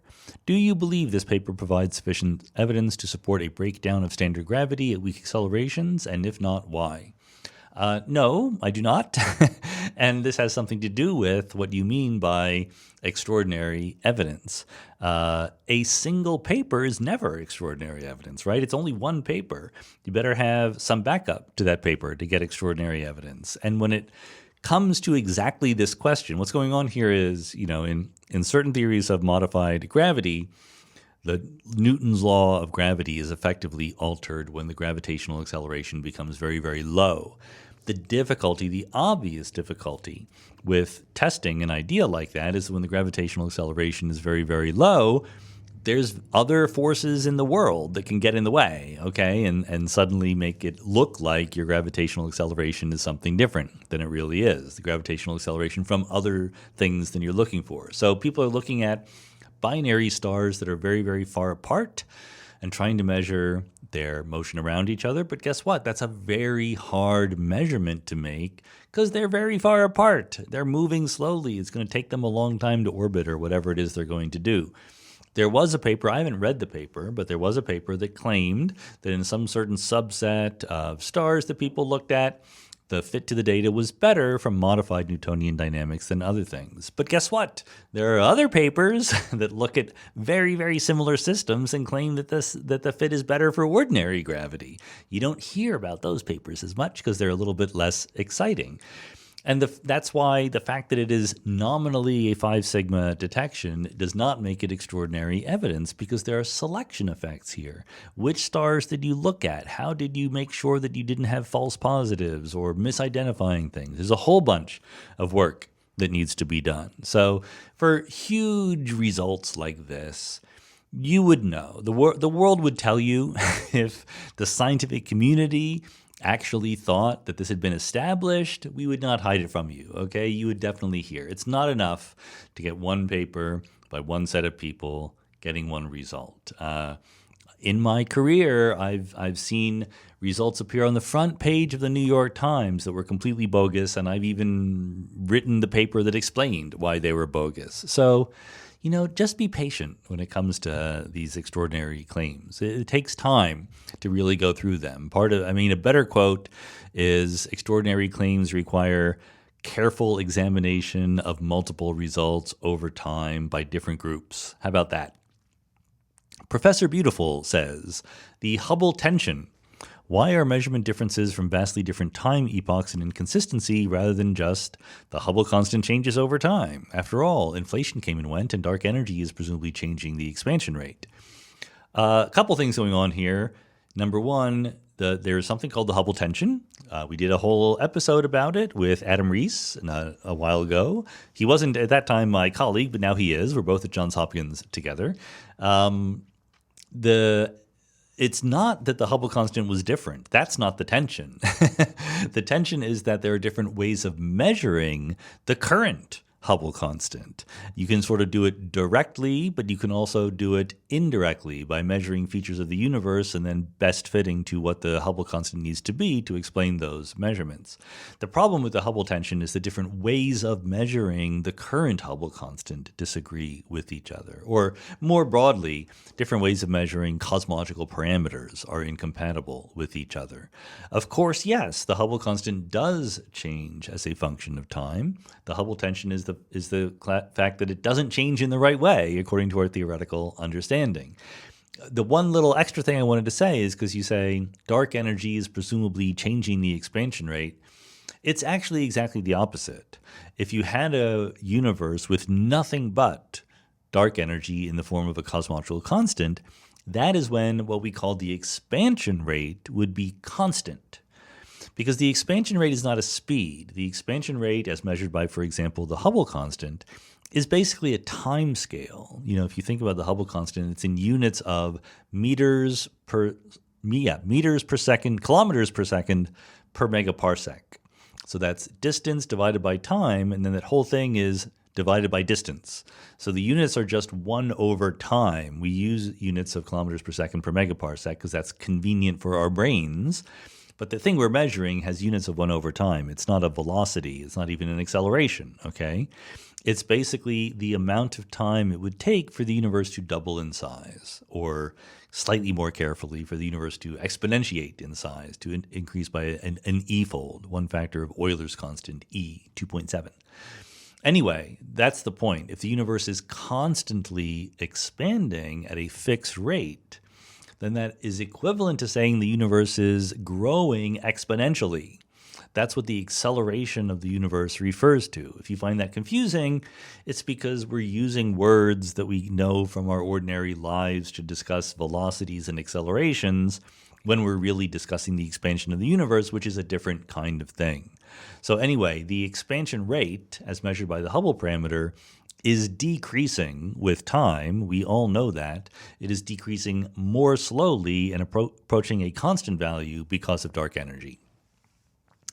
Bits plus Atoms says, in one of your Mystery of Time lectures on the Great Courses, you say that ABL, or Aharonov, Bergman, and Lebovitz, argue that we perceive a time asymmetry in wave function collapse because we are asking a time asymmetric question. If we pose the question symmetrically, the time asymmetry disappears. I struggle to understand this in the many worlds interpretation, since the prepare again phase would seem to happen after decoherence. Can you help me understand this better or at all?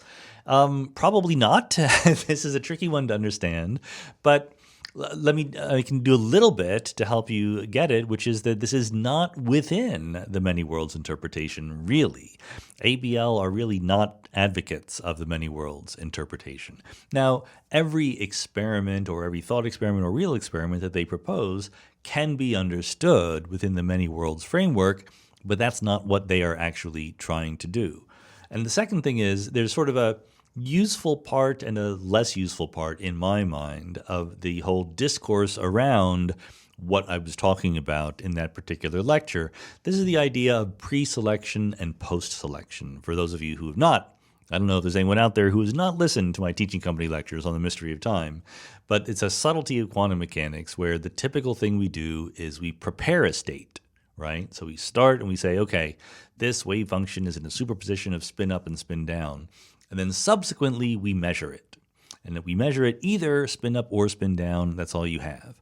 So Aharonov, Bergman, and Leibovitz figured out a way, formally, which is 100% fine, to say, well, what if you post-selected after the measurement on a quantum state?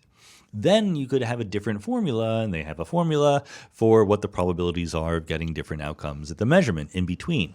The question is how you, in practice, post-select. The universe doesn't give us a way to post-select in the way that we can pre-select exactly because there's an arrow of time. So in practice, what you do is you just measure again at the end of the experiment. After you've already measured once, you measure again to try to see whether or not the state is compatible with this post-selected state that you want it to be in. And if it's not, you throw it away. You ignore that measurement outcome. And then you do that many, many, many times, and you can build up statistical information about what happens in between. It's all 100% compatible with many worlds. If it were not, experimentally, then I would have told you that a while ago. It's driven by a desire to have a different way of understanding things. I don't think the world needs a different way, so I don't follow it down. I think that the idea of post-selection and related ideas of weak measurement in quantum mechanics are very interesting. I don't think you need any of them for understanding the foundations of quantum mechanics. Robert Parks says, in your episode with Tim Maudlin, Tim spoke of what he considered to be an obviously erroneous understanding of Newton's third law, an understanding that is often presented as an objection to the wave function guiding, i.e. acting on, particles without a reciprocal action. Could you help me understand why in quantum mechanics the action of a wave function to particle would not require an action of particle to wave function? Well, it depends on what you mean by in quantum mechanics.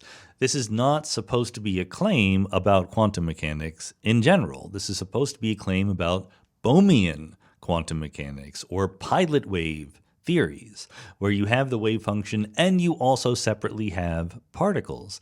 It is just a fact that if you want to have a pilot wave theory, you're stuck with the real-world problem that the Schrödinger equation works really well without any modification. So the way that they have both the Schrödinger equation for the wave function and some particles is to say the particles are pushed around by the wave function, but the wave function is not pushed around by the particles. Now, two things are simultaneously true. One is that seems weird. It seems weird to our physical intuition to imagine that the particles are being pushed around by the wave function, but not vice versa. The second thing is, but there's no law against it, okay? Bohmian mechanics is a proposal for a different kind of fundamental laws of physics. So it seems weird, that's fine. You're 100% willing to say it seems weird to me, I don't like it. You're not allowed to say, therefore it's wrong, therefore it can't be right. It's a theory. It's a proposal for a physical theory that you can think about and you can, decide whether or not it fits the data and so forth and so on, but it's not supposed to be compatible with some very naive formulation of Newton's third law. To every action, there's an equal and opposite reaction.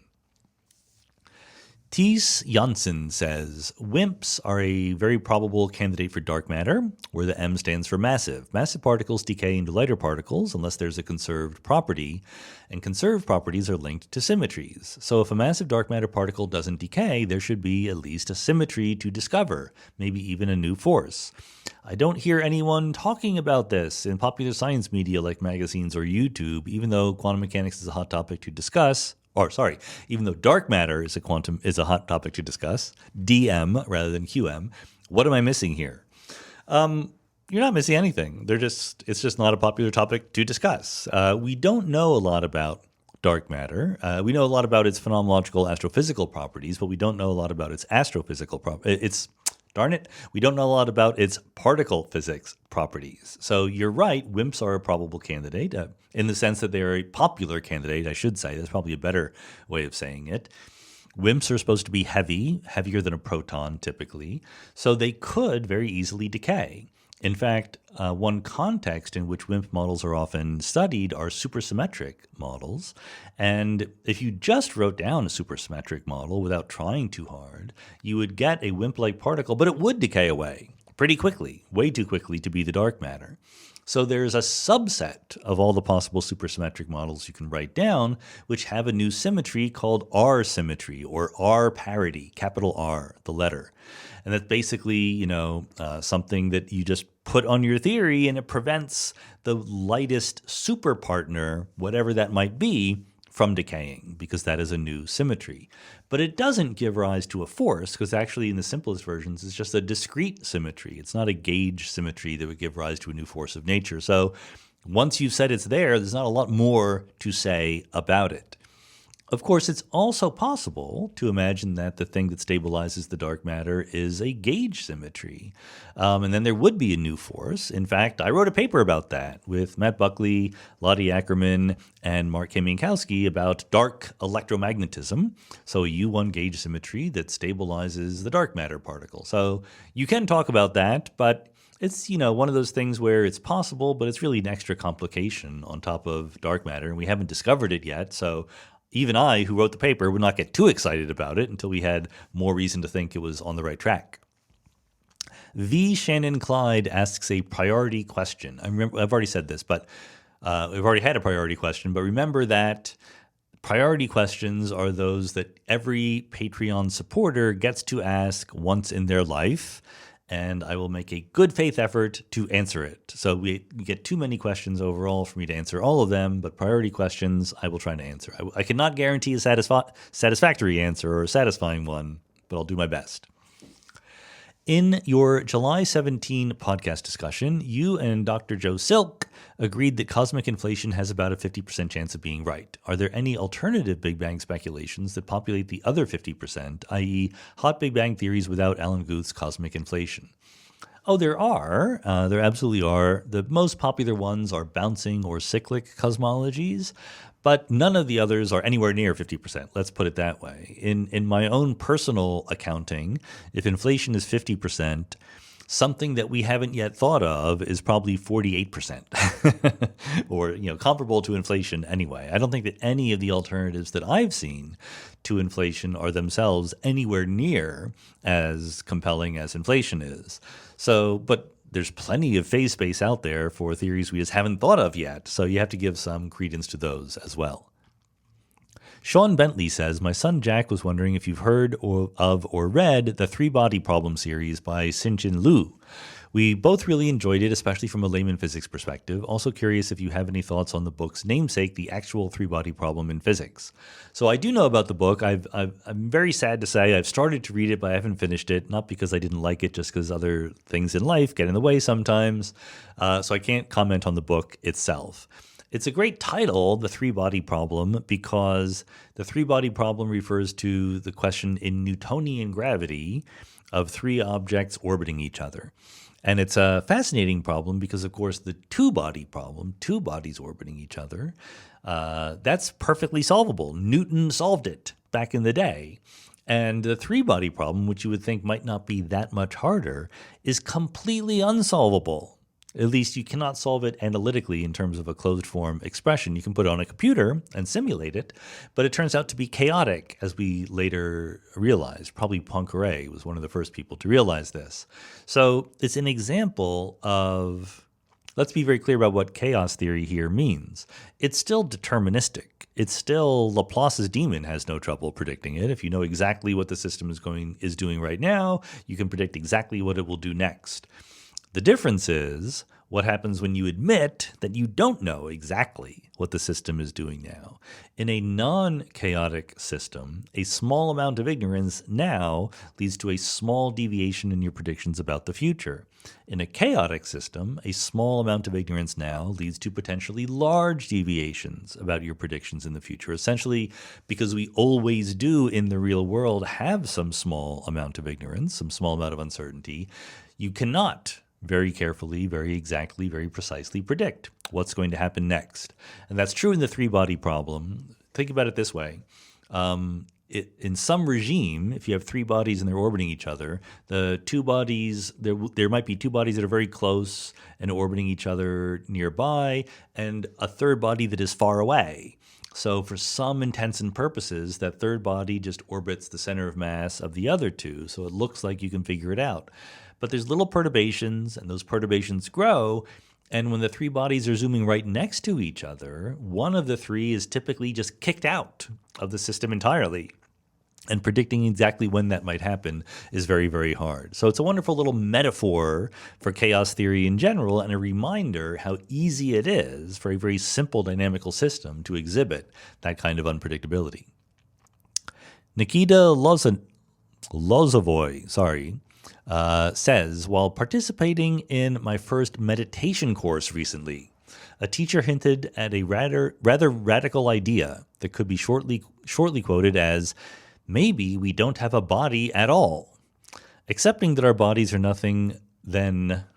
I'm sorry, I have trouble reading this. It's not your fault, Nikita. It's completely my fault. Accepting that our bodies are nothing more than just an exquisitely arranged array of particles and interactions between them, would you be willing to agree that the entire my-body concept is indeed an emergent phenomenon? It's 100% an emergent phenomenon. Yes, that is true. Everything is an emergent phenomenon that does not appear in the most fundamental laws of physics, okay? Now, we don't even know the most fundamental laws of physics, but our current version of the most fundamental laws of physics is the core theory of the standard model of particle physics plus general relativity. And you can look at that all day long if you want, and you will never locate a body in there. Everything macroscopic, everything collective, everything constituted from many different little bits that are individually mentioned in the core theory would be an emergent phenomenon, and human bodies or other large systems absolutely qualify. Now, that doesn't mean you don't have a body. It's just silly to say that you don't have a body, in my personal opinion. Just because something is emergent doesn't mean it's not real. If you had that attitude, then you would literally not know anything that was real because, like I said, you don't know the fundamental laws of physics right now. Our best theory is the core theory, but it's possible that things like electrons and quarks are also emergent higher-level phenomena. We don't know. So if you have this strict construal of reality where unless it's fundamental, it's not real, then you don't think that anything is real as far as you know. And that's no way to go through life, in my opinion. Mark Smith asks, how did you pick the title and ending music for Mindscape? That's a pretty easy question, actually. I didn't want to bother getting permission. I didn't want to pay for any music. So I have a friend and former collaborator from my grad school days, Ted Pine. He and I wrote a couple papers together on topological defects and on microwave background anisotropies. And after graduate school, he formed a band called Euphonic. I think you can probably find them on the internet if you dug around. And they had a few CDs, and I asked Ted if I could use some of their music for the intro and outro music for Mindscape, and he said yes. So all this is more or less explained. There is, if you go to the website, preposterousuniverse.com/podcast, you can click on About Mindscape, and it will actually mention all of these things. Diana David Roos says, always I've been puzzled by the concept of inertia. In Newtonian mechanics, inertia is the tendency of an object to remain at rest if it's at rest, or to remain moving at a constant velocity if it's in motion, unless acted on by an external force. From the perspective of Einstein's theory of relativity, objects with mass will prefer to move along straight lines in the curved spacetime. When we try to divert an object from the straight line path, we're effectively trying to make it deviate from its natural motion. However, still in my mind, the question of why objects have inertial property, i.e. this tendency of following the geodesics, remains. Is there something more fundamental that I don't understand? I don't think there is something more fundamental that you don't understand, other than when you are and are not allowed to ask questions about why something is true, right? In a mathematical context, if you want to say, why are straight lines the shortest distance paths in Euclidean geometry, or why are geodesics shortest distance paths in non-Euclidean geometry, you can answer that in terms of other mathematical concepts. But when you're asking about the physical behavior of things, sometimes the answer is that's just the way it is. I could quote other laws of physics from which you can derive the fact that test particles move on inertial paths in general relativity. But then you could ask, well, why are those laws of physics true? So I'm not sure what use it is to quote those other laws of physics. In my mind, it's a law of physics. That's how nature behaves. Our job is to discover it. It might be there's some deeper theory from which it's derived, and that would be great. But right now, when it comes to classical gravity, general relativity is the deepest theory that we have, so we accept it until something better comes along. Walter E. Miller says, I really enjoyed your conversation with Avi Loeb a while back, and I found his speculations about Oumuamua quite interesting. He has come under a lot of criticism lately in the scientific community, but that has not dampened his enthusiasm for his opinions. What do you think about his recent finds of spherical metallic particles scraped from the bottom of the ocean that might be of extrasolar origin? You know, I thought when I did the conversation with Avi, who I've known for a very long time, that we had a very good, reasonable conversation. Oumuamua is this object that zoomed into the solar system and zoomed away. By zoom, I mean just traveled, and it wasn't under rocket power or anything like that. But there was some anomalous acceleration of the object, which is something that makes perfect sense because when objects pass close by the sun, pockets of ice and things like that often outgas and push the object off of its trajectory. So that's not surprising. But Avi made the case that we should at least contemplate the possibility this is an artificial object, an interstellar spaceship, okay? I think that's extremely unlikely. I think that his case was unconvincing, but I think it's a perfectly reasonable thing to contemplate, and you should certainly take the possibility seriously. Just because it's kind of wacky and out there doesn't mean we shouldn't think about it. The implications would be really big if it were important. So I was happy to have the conversation.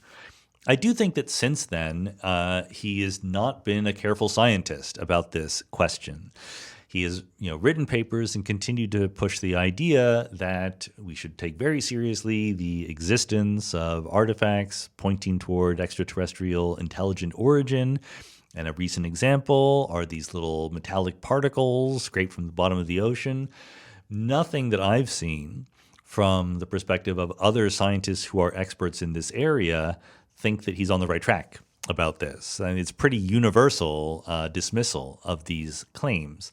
And he seems to be rushing into print and just not being careful and things like that. So, he's still a good scientist. He's still writing papers and sending them to referee journals. So we'll see how things go forward. But again, as we said with the Mon stuff previously, what you want to take any of this seriously is multiple different sets of people reaching the same conclusion, ideally from different perspectives, but at least multiple people, who might want to disagree with each other, ending up having to agree with each other because the data forced them to. We're nowhere near that yet. So again, I would just not think that there's much reason to get excited about this. Nate Whatups says, has the rise of generative language models like ChatGPT led you to change the way you come up with tests or homework, or the way that you evaluate your students' test results or homework results? So far, not yet, but maybe that has to do with how I do things, or maybe it has to do with the current state of AI. In the courses that I tend to teach, I'm either teaching a seminar kind of course where the grading is papers rather than homework or in-class exams. I actually kind of hate in-class exams. I'm not sure if I've ever given an in-class exam in my many years of being a professor. I give problem sets and take-home finals in more mathy, physicsy courses, and I ask students to write papers and grade on the performance on those papers and in class participation in the more seminar humanity kinds of classes. So I'm not right now teaching a physics mathy-based class, so I don't have to worry about students answering those questions using ChatGPT.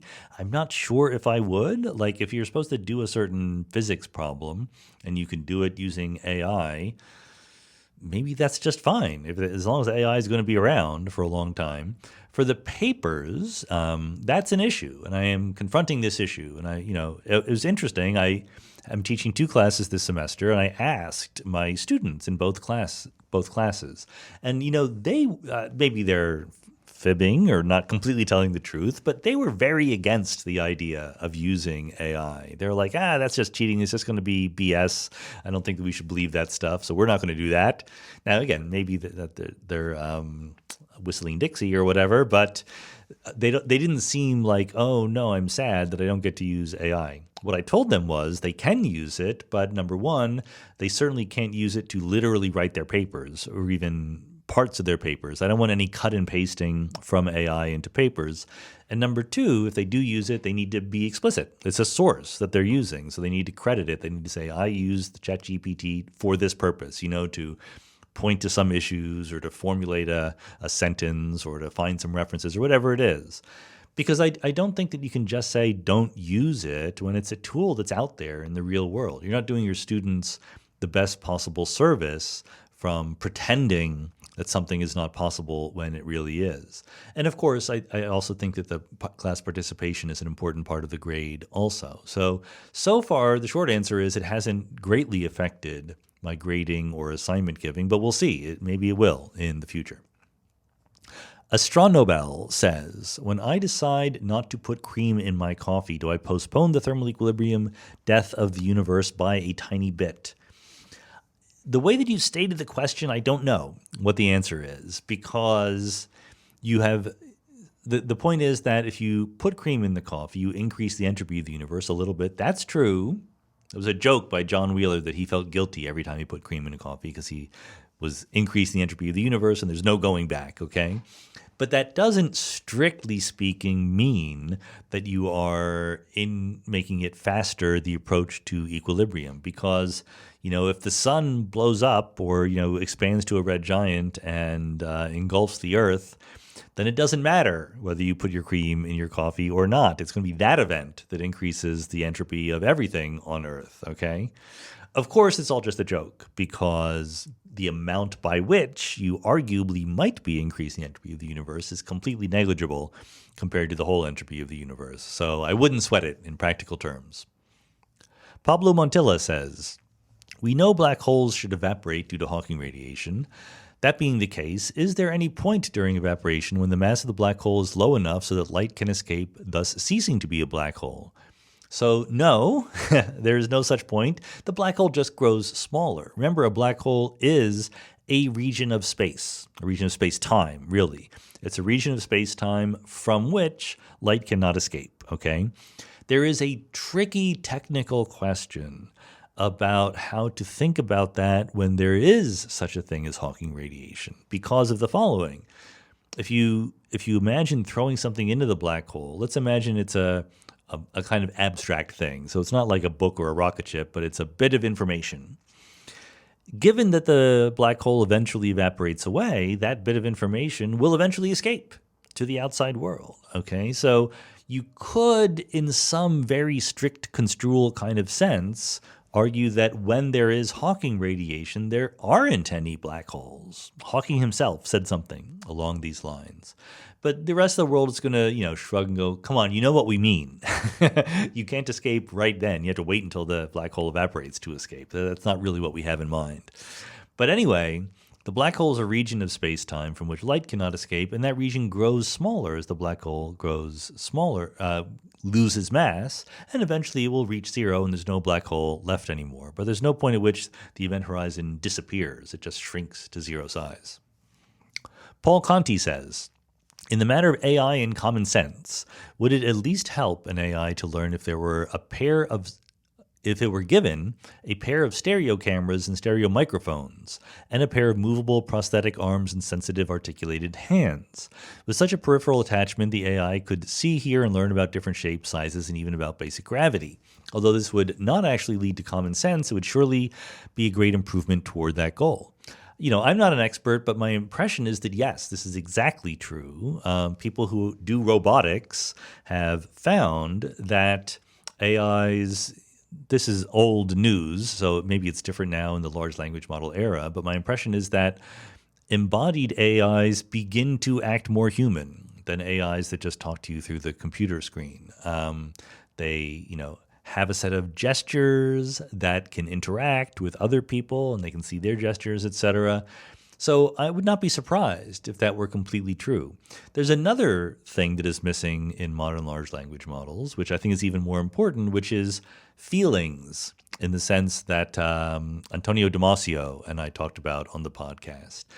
So not in the sense of like, oh, you hurt my feelings, but in the sense that our bodies and our minds are constantly trying to maintain homeostasis, right? There's some form of equilibrium in which we're happy and content, and we are constantly departing from that form because we're too hot or we're hungry or we're tired or whatever, and we work to restore it. And this provides the motivation for us to do many things in life, and none of this exists for current AI models. So I do think that if you actually wanted an AI model that would approach something like human intelligence or consciousness, you would both have to embody, or not maybe have to, but it would help your case greatly, both to embody it and to give it some feelings, to give it some desires, some goals that it could fall short of, and it would try to fix itself. A current language model doesn't get bored if you don't talk to it. You need them to get bored before they will become conscious. I'm going to group two questions together. Sheldon Silliman says, I was wondering if you ever had entertained the idea of writing science fiction. The scientific accuracy of books like The Martian seem to help present scientists and engineers in a more positive light. We could use more books with that attention to scientific detail. And some random crackpot, that is their given name, I did not invent that one. Some random crackpot says, I enjoyed the Alice and Robert chapter in Something Deeply Hidden. I was wondering if you've ever enjoyed writing fiction, or if you'd think about enjoying doing so at some point. A sci-fi story from you would certainly rock. I've absolutely thought about writing fiction. The specific idea of trying to write a science fiction tale that would be distinguished by being especially accurate or especially inspiring to a new generation of potential scientists is not actually my biggest motivation here. If I did write fiction, the two kinds of things that intrigue me, look, I have no time to do this right now. So we're talking, call me back 10 years from now to see if I've done this. This is not something that is imminent in any way, but I could imagine doing either a mystery novel. I love mystery novels, as we talked about in the comfort food discussion before, and that would just be something that would be completely different in my brain, which would always be fun. Or I could imagine, writing an intellectual book in the form of a kind of dialogue in a sort of fictional scenario, like the Alice and Bob chapter in Something Deeply Hidden, where there were characters talking about ideas, but they were doing so in kind of a narrative way. I feel slightly bad that all of the trade books I've ever written are a little bit hard, are a little bit high level. There's differences. The biggest ideas in the universe books are higher level than the previous ones, but all my books are a little bit demanding, compared to other people's books. There's no books that I would give that I've written to someone who not only was not an expert in science, but actively didn't like it, for example. I would love to write a science book that would be enjoyed by people who actively don't like science. And maybe a narrative structure would be a good way to do that. Again, no imminent plans along those lines, but who knows? Life is short. Got a lot of things I got to do. Anonymous says, I know you said that human needs are changing over time. However, the human need for shelter has been pretty stable for a while. Would it be possible to get the amount of time every individual needs to spend to obtain shelter for themselves to go down exponentially? It actually seems to be going up globally. With all of our automation, what is going wrong with automated utopia in this domain? So I'm not sure what to say about this. I debated whether to answer it because I don't think that my answer is going to be very enlightening here. As I said earlier, I do think that as a species, we have enough resources right now to give every human being shelter. We're making choices to have a kind of society where some people are unsheltered. And that's just something that we're all responsible for, right? Something that we all have to take that responsibility for making that choice when we could make another one. I don't know the numbers. I'm not at all sure that it's true, that it takes more and more time for each individual to obtain shelter or anything like that. These questions are very, very hard to answer because the human race is very heterogeneous, right? People who are sort of my age, in my income bracket, are spending a lot more money on housing than they were when I was born, okay? So housing prices have gone way up. There's an enormous number of complicated factors that go into that I'm not an expert on talking about. So short answer is I don't know why this is true. I do think that we could make it very different. We're choosing not to. It is something we should at least recognize as a fact about the world that could be a different way if we wanted it to be.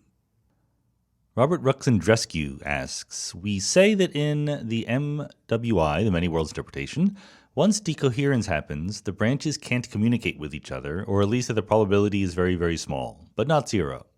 What would happen to a conscious experience if two separate branches with two copies of the observer seeing an electron in position A and position B would unify back into a single one? Would that person remember being in a superposition, having experienced both the electron in position A and the electron in position B? This is an interesting question, but I think I'm going to give a not completely satisfying answer to it because I think that it's not quite a well-posed question as it is. I mean, I know what you mean. We have the situation in many worlds where when you make a measurement, what does that mean to make a measurement? It really means that some quantum mechanical system that was in a superposition by our lights has become entangled with its environment. That's decoherence. And the whole point is that the environment is big, right? So entanglement with the environment means not only does the particular thing that you've measured gone out of superposition, but it's affected by becoming entangled with many, many other degrees of freedom in the environment. So the idea of branches coming back together is by itself not a well-defined one. What do you mean by coming back together? Are you undoing all of that entanglement with the environment? Are you changing all of those impressions? If I measure the position of an electron and I see that it's in position A, not position B, then that memory, that fact, distributes through my brain, right? It's not just like one bit that I can access. There's various parts of my brain that are aware that the electron was in position A. So I don't know what it means to sort of re-go back to a unified branch anymore. And this is reflective of the fact that it's one of those questions where it makes perfect sense to form the question, but there are assumptions underneath that don't quite hang together. Things like having a memory of something only happen because of the arrow of time, right? Because of increasing entropy and the fact that there are facts about the current state of the universe, which in a world of increasing entropy imply something about the past. When you see a footprint on a beach, you imply the existence of a foot that was there not too long ago. In the space of all possible ways that footprints can appear on beaches, most of them have nothing to do with feet. But when you conditionalize on being in a very, very low entropy past, then it becomes overwhelmingly likely that a foot caused that footprint. So if you are imagining the two branches come back together, that is a fluctuation that decreases the entropy of the universe. You have temporarily ignored the arrow of time and pushed things back into alignment anyway. It's like unseparating or separating, unmixing cream and coffee once again. So what that means is that the whole idea of having a memory is no longer quite valid because you've undone some of the things that go into what it means to make a memory. Anyway, so I just don't think that, I think that it is certainly possible mathematically to take two branches of the wave function and to put them back into some kind of superposition, but you have to be much more specific. Well, number one, it's not going to happen as a realistic fact. But number two, even as a thought experiment, you have to just be a lot more explicit about what some of the details are here. Chris K. asks a priority question. I agree with you that consciousness is emergent and deterministically bound to the physics of the brain, but I struggle to understand how it isn't simultaneously a thing that exists and also a thing that is non-physical. Is it your belief that my thoughts and conscious experience are themselves made of waves, particles, in the same way a rock is, and that the thought in my mind has a location in the physical universe that can be pinpointed? Well, I do think that consciousness is emergent. Whether it's non-physical is going to depend on exactly how you parse that, so I'm not going to make too much of that. It is similar to the way a rock is a physical thing. It's made of waves, particles, but when we have these higher level vocabularies, we use concepts that are much more flexible and abstract than simply referring to a physical object, right? If I say the Star-Spangled Banner, the national anthem of the United States, does that exist? Yeah, I'm pretty sure that exists. I've heard it. I've sung it badly in the past. Does it have a physical location, the Star-Spangled Banner? No, it's kind of an idea, right? It's manifested whenever you sing it, or at the beginning of the baseball game, or what have you. Likewise, there's plenty of higher level concepts that play a useful role in our understanding of the world, that have causal powers, that have implications when we talk about them, etc., but aren't embodied in some physical location. Cause and effect relationships are an obvious example. So you don't need to imagine that consciousness is located at a point in order to imagine that it's a physical, real thing that emerges at a higher level description. Those are perfectly compatible things. Dave Grundgeiger also asks an emergence question. The macro world is emergent and the result of coarse graining. What do you think is the likelihood that there exist multiple orthogonal coarse grainings that are individually consistent, useful, and result in complex worlds that are undetected by each other? I would love to know the answer to this at a detailed level, but my guess, my belief is that the likelihood is very, very small. I know what you mean. So basically what we're doing here is saying, let's just keep it very simple. Let's just keep it classical, and we're looking around, and we have the world with a bunch of atoms, and I'm coarse graining it into things like tables and chairs and computers and stuff like that. So basically what I'm doing is I'm grouping together whole bunches of atoms and calling them an object. So the question is, are there different groupings, rather than this table right in front of me that has some physical coherent location in space? I can talk about this atom in the table and that atom over in the other room as part of a different higher level coarse grained thing. The problem with that is that thing I invented, that coarse grained object that involves some atoms in the table, some atoms in the atmosphere in another room somewhere, that doesn't help understand the world in any way. There's no simple pattern that is obeyed by that particular coarse-grained structure.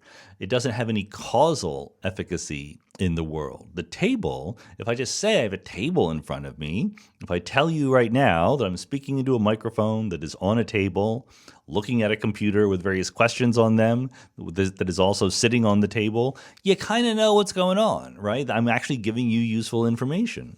And the reason why in the real actual world in which we live that certain things make more physical sense to coarse-grained than others is mostly due to spatial locality, right? I mean, we've coarse-grained in a way that the table has a location. I can tell you where it is, and that makes sense to you in some immediate way.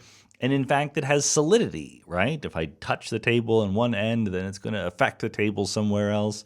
All of these down-to-earth physical properties make this the right coarse graining to use.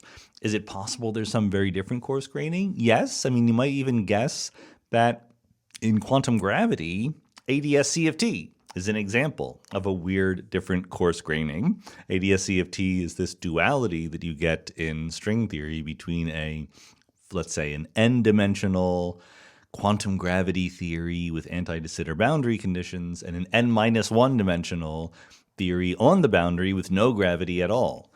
But interestingly, people who have thought about ADS-CFT, so the two theories are supposed to be the same, even though they're in different numbers of dimensions.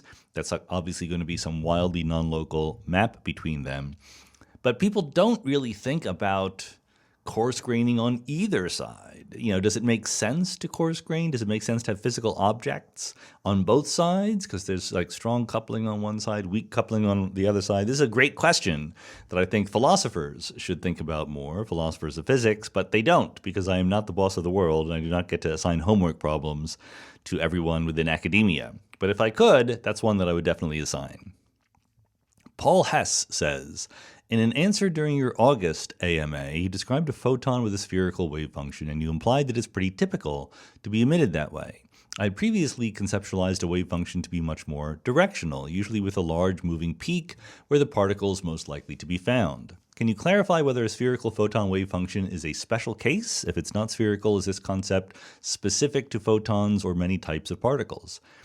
It's actually the generic case. You get some kind of spherical-ish wave function when you emit a particle. If you have a particle that is trapped somewhere, right, a particle that is an electron within an atom, then its wave function is going to have a definite shape. But we're thinking here of particles that have been emitted, either in radioactive decay or a photon or whatever. How do photons get emitted? You have an electron, and it gets shaken somehow, right? You move the electron around, up and down very quickly, and that emits a photon. But that up and down moving doesn't, because it's going both up and down, it doesn't pick out a direction in space. If you have a laser or something like that, that's very different. Lasers will pick out directions in space.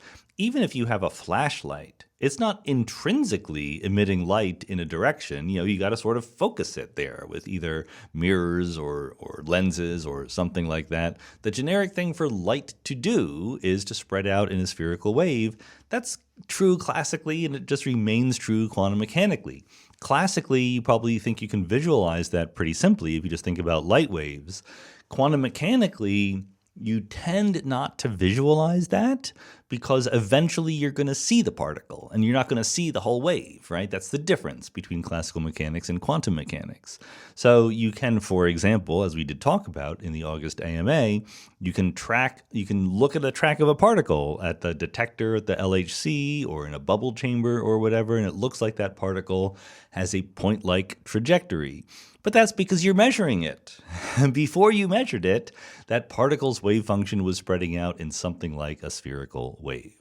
Not exactly spherical, the details will matter, but they will tend to spread out in all directions until they are actually measured somewhere.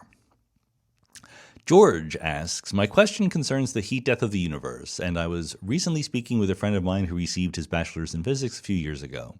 He said he was talking with his professor, so already I'm skeptical because there's like many chains here in the communication, but the professor was talking about how a new universe might be able to be created after the heat death of our universe. It's possible. I've written papers about it. The paper I wrote with Jennifer Chen on the arrow of time and spontaneous inflation is an example of baby universes being created in the far future. But look, we don't know. Not only do we not know in a sort of strict sense that we haven't observed it, but we have no very solid theories about this. We're not completely clueless. We have some ideas that we push around. It's important to know when we talk about we don't understand quantum gravity. That's true, but we understand a lot about quantum mechanics and we understand a lot about gravity. So it's not like anything goes when it comes to quantum gravity. There's still some things that are more reasonable, more likely than others. And it's absolutely possible to contemplate scenarios in which something happens in the far future of the universe that brings the universe back to life, either in some large region or in some tiny little baby universe type of region. But honestly, we don't know. We don't understand the physics well enough to say one way or the other. So it's fun to think about, interesting to think about, but don't rely on it for anything, for any planning purposes. I don't know. Jeff B. says, when we say that a region of space has a finite number of degrees of freedom, is this equivalent to saying that reality is fundamentally discrete, or is there a more subtle relationship? It's a little bit more subtle relationship. Again, this is quantum mechanics we're talking about. It's not classical mechanics. Quantum mechanics, in its basic formulation with the Schrödinger equation, etc., is not discrete. Okay? It is just wrong to think that the fact that the world is quantum somehow implies some discreteness to it. I ramble on about this in the upcoming book, the upcoming volume 2 of Biggest Ideas in the Universe on Quanta and Fields, because in something like an atom, where you have discrete energy levels for the electron, that's not because the laws of physics are discrete. The laws of physics are smooth. It's a wave equation, the Schrödinger equation. It's that the set of solutions to that equation in that particular setup is discrete. So quantum mechanics itself, if you just do regular quantum mechanics, nature is not discrete, full stop. I recently wrote a paper very recently, pointing out that in certain special cases, if things line up just right, you can take quantum mechanics and you can discretize it. You can discretize the evolution of the wave function in Hilbert space so that it is truly discrete. There are some cosmological issues that come up there, but otherwise it's fairly plausible that that could be the real world. But we have no reason to think it's the real world. It was just sort of an intellectual exercise in pointing out this is a possibility that we can consider. But anyway, I think that's not what you're getting at. When you ask about the fundamental degrees of freedom, the finite number of degrees of freedom, usually in quantum mechanics, what we mean by that is the dimensionality of Hilbert space. Hilbert space is the space of all quantum wave functions, right? For any point particle moving in space or any quantum fields, the dimensionality of Hilbert space is infinite. So it is not discrete. But if you have just a spin, a single qubit, that's just a two-dimensional Hilbert space. That's finite. And there are good reasons, from quantum gravity and black hole entropy and the Bekenstein bound and words like that, to think that the physical number of degrees of freedom in the sense of the dimensionality of Hilbert space is finite within any finite-sized region of space.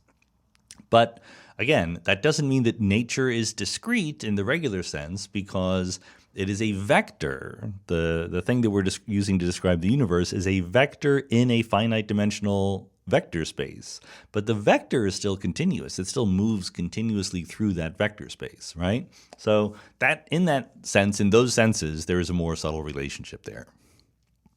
Kyle Stevens says, with the continued proliferation of seemingly existential threats to humanity, such as pandemics, unaligned AI, nuclear war, climate change, I can't help but feel that the philosophical doomsday argument continues to gain more credence with each passing day.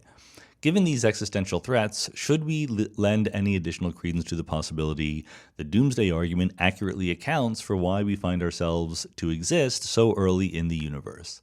So for those who don't know, the doomsday argument is one of these arguments that is based on the assumption that we are somehow typical observers within some class, some reference class of observers.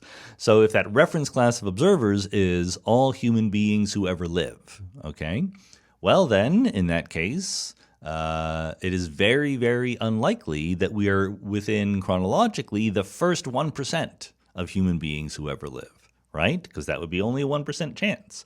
So therefore, you suddenly have a prediction for how many human beings could possibly live, or at least probably live into the future. Not so many. I mean, maybe a few more generations, but pretty soon you're going to hit that 99% mark and it's going to become unlikely. So I think this is just a mistake, like just obviously wrong, this argument, because we're not typical observers. We're going to talk about this again later in the AMA. But I've mentioned this before. I talked about it a little bit of length in the solo podcast from a while ago on the philosophy of cosmology. Someday I'm going to write a paper about this because I think everyone gets this wrong, to be honest. So I just have zero credence in the doomsday argument.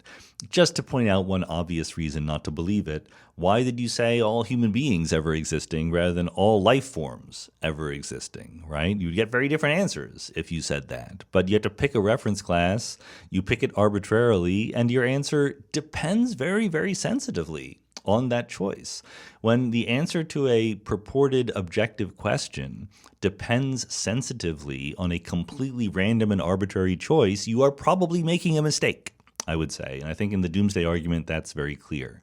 But you are correctly, Kyle, pointing out the fact that there is something new about humanity in recent generations, namely that we, in a way that we didn't 100 or 1,000 years ago, have the capacity to really do disastrous things to life on Earth, including all of human beings, right? So in that sense, the chances that we do something terrible that destroys life on Earth or destroys all human life is much bigger now than it used to be. That's a perfectly reasonable argument, but that didn't make any assumptions about typicality or anything like that. That just said, through technology, we have a lot more leverage over ending lives here on Earth than we ever did. That's the route I would go down if I wanted to think about this kind of philosophical argument. Jared Sage says, is it on the table that dark matter isn't a fundamental particle against the standard model, but instead is some quasi-particle that's an excitation in an abstract, non-fundamental field? Sure, it's on the table. Many things are on the table. I don't think it's on the table that it's a quasi-particle in standard model fields. I do think that you need some degrees of freedom beyond the standard model to do it, with the obvious exception that it could be tiny black holes or medium-sized black holes for that matter. A black hole, in some very real sense, is a quasi-particle, right? It's an extended excitation of existing fields, like the gravitational field and the matter fields and so forth. But that's probably not what you have in mind. I think that you would need other fields. I don't think the fields we know about in the standard model are up to the task of giving you some unknown quasi-particle excitations that could be the dark matter, especially because standard model fields tend to interact, not be dark. They would, most ways I could think of to make bound states of standard model particles would interact electromagnetically, like hydrogen atoms interact electromagnetically even though they're themselves electrically neutral because they're made of electrically charged constituents, right? So I think that this kind of thing is in the realm of you're welcome to think about it, but we have no great reason to suspect that it's on the right track, and it would be hard to constrain your own theorizing.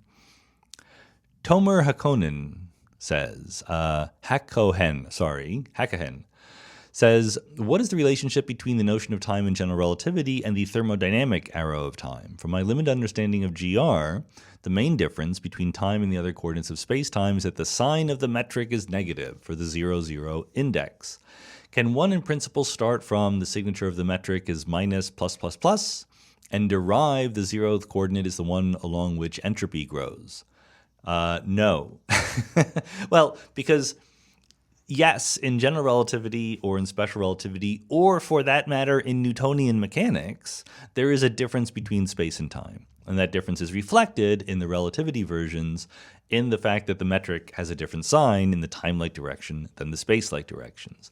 None of that has anything to do with entropy. Okay, you can imagine a box of gas that is in thermal equilibrium and the entropy is neither growing nor shrinking. But time is still passing because all the molecules in the gas are still moving, right? The arrow of time is over and above the existence of time itself. That minus sign in the metric says there is something called time. There's a coordinate that is different than space.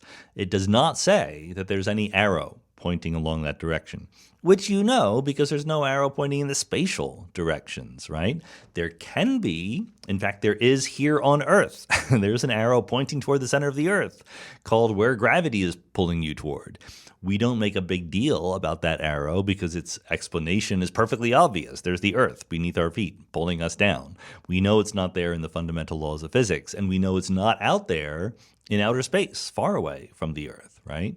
The arrow of time is only different because it's everywhere, and it starts at the Big Bang. We don't know exactly why that happened, but it is like the arrow of space here on Earth. It is something that is not ingrained in the nature of space-time itself. It's a feature of our local environment. Moshe Fader says, what are your 3 favorite cocktails and why? Would you consider developing a signature Mindscape cocktail for the drinking pleasure of your Patreon fans? Well, that's a good idea, although I'll have to confess, my ability to create new cocktails is pretty limited. I've tried, I've done it, sometimes more successful than others, let's just put it that way. So I'll take suggestions within Patreon for what could be the best Mindscape cocktail or Mindscape cocktail list for that matter. You know, Jennifer did for a long time have a blog called Cocktail Party Physics where she collected physics cocktails in the sidebar, but they were all pretty horrible. You wouldn't want to drink these things. They were either just regular cocktails with physicsy names or terrible concoctions that were meant to reflect some physical principles that would not ever be served in a bar, let's put it that way. I'm much more standard. In fact, I'm kind of boring when it comes to cocktails. I like my cocktails not fruity or juicy or sweet. I like more spirit forward, as they say. So, I like martinis and Manhattans and Negronis. In the slightly more out there world, I like Sazeracs and Corpse Reviver #2 and stuff like that. But honestly, a martini is my favorite cocktail. It's very simple, very easy to make. You can mess it up. People do mess it up. But I think it's pretty easy to make the regular version of it. I was just at a party a dinner at a friend's house, and he made martinis, and he didn't use ice or make the martini cold in any way, and I could not hide my disappointment. And he felt a little sad that I didn't like his martini that much because it was all room temperature. But one of the requirements is it should be super duper cold. That's my advice out there to martini makers. Simon Graff says, as a good Bayesian, what do you think of higher order defeat problems? For example, how should we conditionalize on evidence that our ability to conditionalize, i.e. take new evidence into account, is currently impaired? Or worse, evidence that conditionalization is not the right rule for taking new evidence into account. Some people have argued that finding out you are drugged, tired, or suffering from hypoxia puts us into situations like this. I think this is a great question, but I don't have a great answer. I haven't thought deeply about these problems. My immediate guess is you do your best. If you were drugged but didn't know it at all, then I can't think of a better strategy than just trying to do the same thing that you thought you were trying to do. If you did know it, then that should be part of your calculation of both your priors and your likelihood function, right? If you are seeing a pink elephant and you're like, oh, that's very unlikely, but then you go, also, you're completely intoxicated, then it becomes more likely. You change your likelihood function, right? Now, I am a good Bayesian. I try to be a good Bayesian. But to be clear, to be a good Bayesian is to assign prior probabilities to things and to try to update them when new information comes in. It is highly impractical to actually do that in the real world on a comprehensive kind of basis. You can do that explicitly for certain claims. Scientists do it. When I was a graduate student, they didn't. Astronomers and physicists were not Bayesians generally back in the 1980s. And big data came along and it became more clear we had to be better Bayesians. And so now when you read papers that are looking for the Higgs boson or using CMB data to constrain cosmological parameters, everyone is Bayesian from the start, and that's very helpful. But as a practical matter, no one really plugs in Bayes' theorem when they learn new information in everyday situations. So all I'm trying to say is that to be a good Bayesian is really about trying your best to admit that you have priors and to update them when you get new information as best you can. It's not literally plugging in the formula. And if you're in these situations where conditionalization is not the right rule or something like that, if you're somehow cognitively impaired, you're probably going to be an even worse Bayesian than a perfect calculator would be. If you go back to the podcast we did with Carroll about the Bayesian brain and the free energy principle, the Bayesian brain hypothesis is about minimizing surprise, like a brain is supposed to model the world in such a way that it's as the least surprised that it can be when it encounters new information. But even those people admit that that's calculationally implausible for the brain to actually do it. That's why you invent the free energy principle. The free energy principle is kind of a way to approximate being a good Bayesian. So I think that the real world is a lot richer and a lot more complicated than the perfect Bayesian reasoner that we imagine. That these higher order defeat problems are examples of that. I do not know of a particular correct strategy to take that covers all of them. Sorry about that. Henry Jacobs says, I get the impression that unitary evolution in quantum mechanics is analogous to volume-conserving evolution in classical mechanics. Yes, that is true. Classically, when dissipation is introduced, we get phase space contraction. However, dissipation is secretly a cheat. It's really two subsystems interacting where one is large and called the environment and typically sucks energy from the smaller subsystem. Is there an analogous conception of dissipation in coupled systems in quantum mechanics, and can it yield an explanation for the apparent collapse of wave functions during observations? I would say yes, absolutely, and in some sense, okay? So yes, absolutely, there's a conception of dissipation for coupled systems in quantum mechanics. Quantum systems become entangled with each other. That's an example, okay? When you lose the purity of your quantum state because you're becoming entangled with degrees of freedom elsewhere. And there are equations to govern this. So if you aren't tracking the environment or whatever else it is you're becoming entangled with, if you're only tracking the system of interest, it's an open system. It is not going to obey the Schrodinger equation. So you do the same kind of thing morally that you do in classical mechanics, which is you say, what is the best approximation?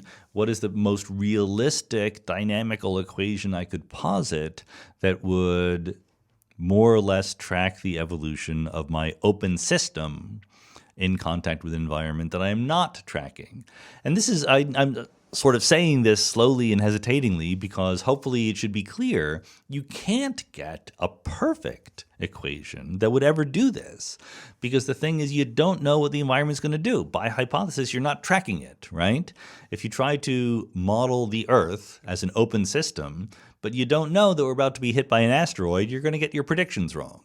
The same thing is true in quantum mechanics. So you have equations, you have master equations or the Lindblad equation or various other things that try to do this kind of thing by making assumptions about the environment. The environment is a thermal bath, it's weakly coupled, whatever set of assumptions it is you need to make.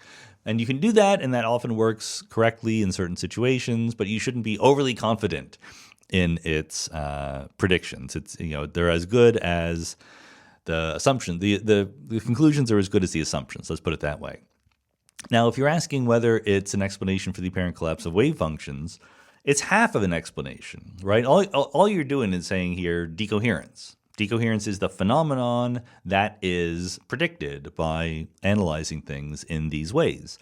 Some people will say that decoherence provides a solution to the measurement problem of quantum mechanics. Why? Because if you have an open system coupled to an environment, it can start in a superposition of a pure state quantum mechanically, and it will evolve into a statistical mixture of states. And that statistical mixture of states, described by a density matrix, will be a sum of states whose coefficients are non-negative numbers adding up to 1. That is to say, they look like probabilities. And in fact, they precisely are the probabilities that are predicted by the Born rule of quantum mechanics, okay? So people will say, look, all I need to do is have decoherence happen, and suddenly I have a probability distribution over different states. That is all true. But what you don't have is a statement that says, and you will find yourself in one of those states once the decoherence happens. The rules of quantum mechanics all by themselves say that you would find yourself in a mixed state. You find yourself in a combination of all of these states, and you find yourself in a density matrix. In order to successfully address the measurement problem and understand the apparent collapse of the wave function, you have to make a set of additional substantive claims. Your substantive claim might be these different parts of the density matrix now describe different branches of the wave function, and I am on one of them and not others. A different claim might be there are hidden variables that point to one of these entries in the density matrix, and that's the one where I live. Other modifications might be the Schrodinger equation is violated and the other entries in the density matrix no longer exist. Whatever they are, but this is all why we need theories of the foundations of quantum mechanics. You can't explain what we see just by saying that there is decoherence in the world. Michael says, I am an atheist and certainly no expert on religion or Christianity. However, it does strike me that Jesus seems to have been a really good person, a feminist even perhaps, and no toxic masculinity that I am aware of. I'm wondering what your thoughts are regarding Jesus as a good person and as a corrective to oppressive text found in the Old Testament, and if Jesus holds up today as a model of non-oppressive, non-masculine, toxic figures, etc. Yes and no. In some senses, I've often said I'm 100% open to the idea that we can find wisdom and examples and inspiration in texts, whether they are religious texts or secular texts or whatever. If you want to read the New Testament and find that Jesus seems to you to be kind of like a role model, then go ahead. I have no objections to that whatsoever. It's only kind of partial because, number one, it's very, very hazy what the connection is between the description of Jesus in the New Testament and any actual human person, right? There probably was a person named Jesus, etc., but the New Testament texts were written decades after that person died by people who are not eyewitnesses to it. So what are you going to believe? This is a set of stories that were told within a community and passed down orally for a while before they ever got written down. So it's not clear that you're actually looking up to a person rather than a fictional character in terms of what we are actually told about them. And the other thing is, some of the things that Jesus said were really admirable and some were not, like most people, This is why I don't like hero worship in any sense for Jesus or for anybody else. It's true that he said a lot of good things about turning the cheek and helping the poor, etc. He also said a lot of things about going to hell if you didn't follow him. And, maybe he was not as misogynist as some of his contemporaries, but he certainly didn't say women and men have equal status in my church. I don't remember that one anywhere in the New Testament. Certainly wasn't followed by his followers when they actually set up the church. So, go ahead. I would say, find inspiration in Jesus and Buddha or Zhuangzi or whoever you want to be inspired by. That's fine. But, there's plenty of people out there to be inspired by, not just that one. Sid Huff says, many people have been taught that atoms are mostly empty space. This notion was stated eloquently by none other than Carl Sagan. However, many physicists debunk this statement as a misconception. So what exactly is empty space? Does such a thing actually exist, whether inside atoms or elsewhere?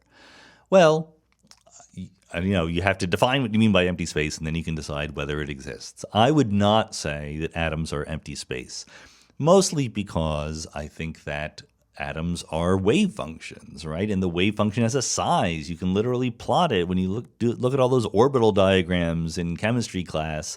That's the size and shape of an atom in my way of looking at it. I don't see how anyone can both really understand quantum mechanics and claim that atoms are mostly empty space. Because you have to, in order to say that atoms are mostly empty space, you have to think of an electron as a little dot, which we just know it isn't. I know people are clinging to this way of talking. I don't blame Carl Sagan at all because he was not a quantum physicist. That was not his area of expertise. But there's, modern grown-up quantum mechanics people who still talk that way, even though they really should know better. Then I really just don't know. There's other layers here because, of course, we know these days that quantum field theory is a better way of thinking of things than point-particle quantum mechanics.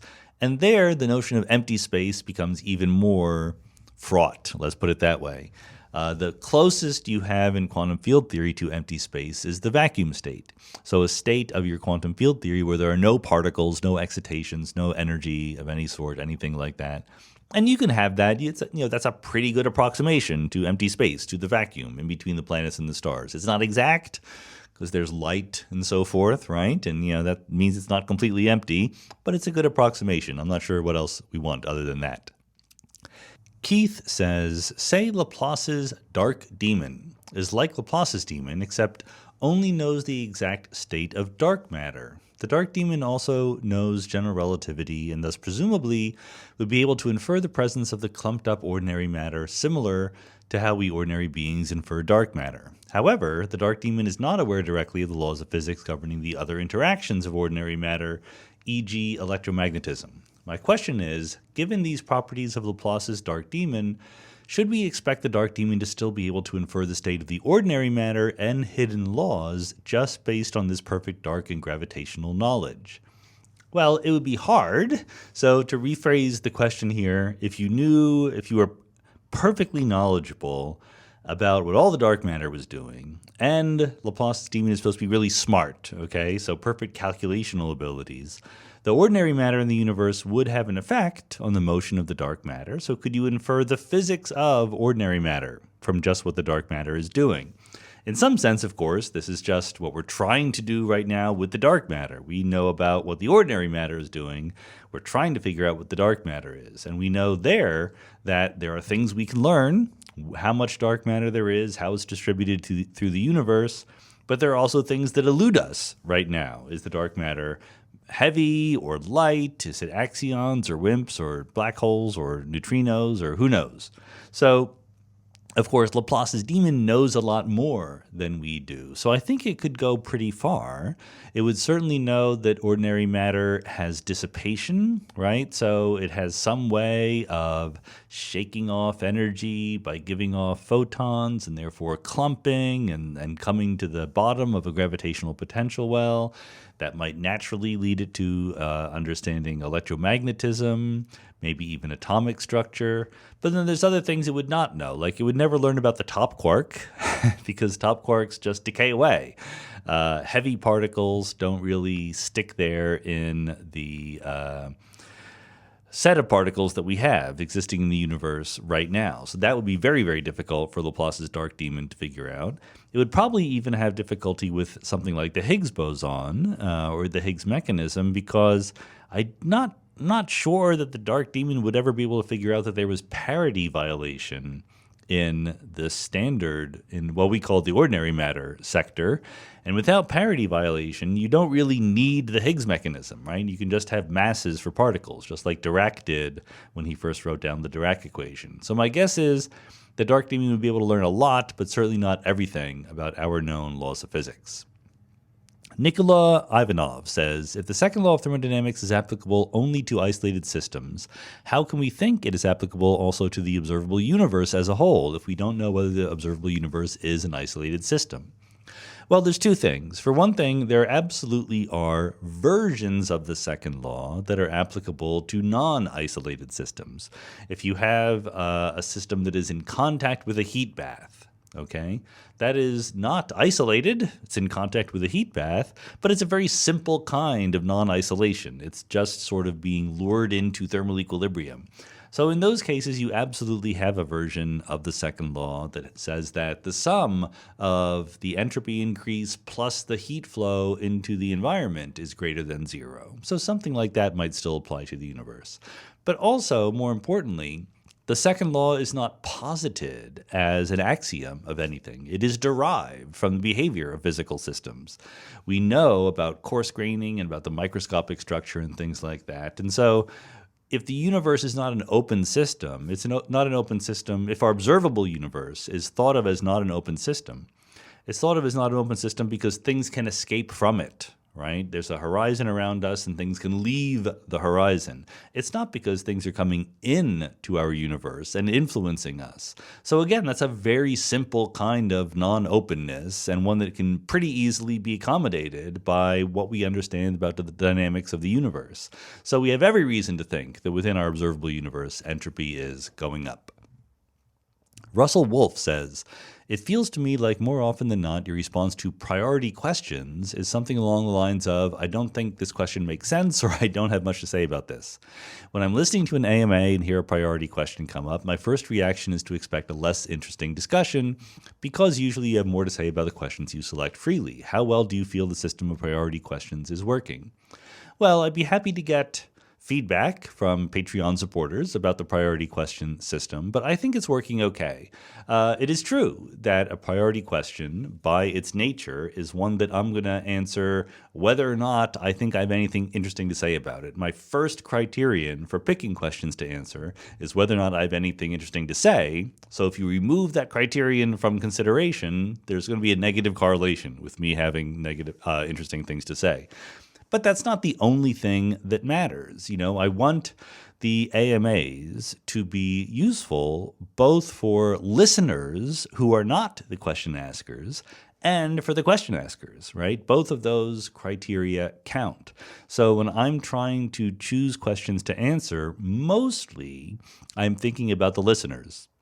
I'm thinking about whether or not they will want to hear my answer to this question, possibly. I don't know why they want to hear some of these answers, but, I give it a shot. Whereas when I'm thinking about the priority questions, I'm thinking about the person asking the question. I do, in the early days of the Patreon, when it was smaller, I could answer all of the questions, and I felt like I was giving back a very definite, tangible benefit to Patreon supporters.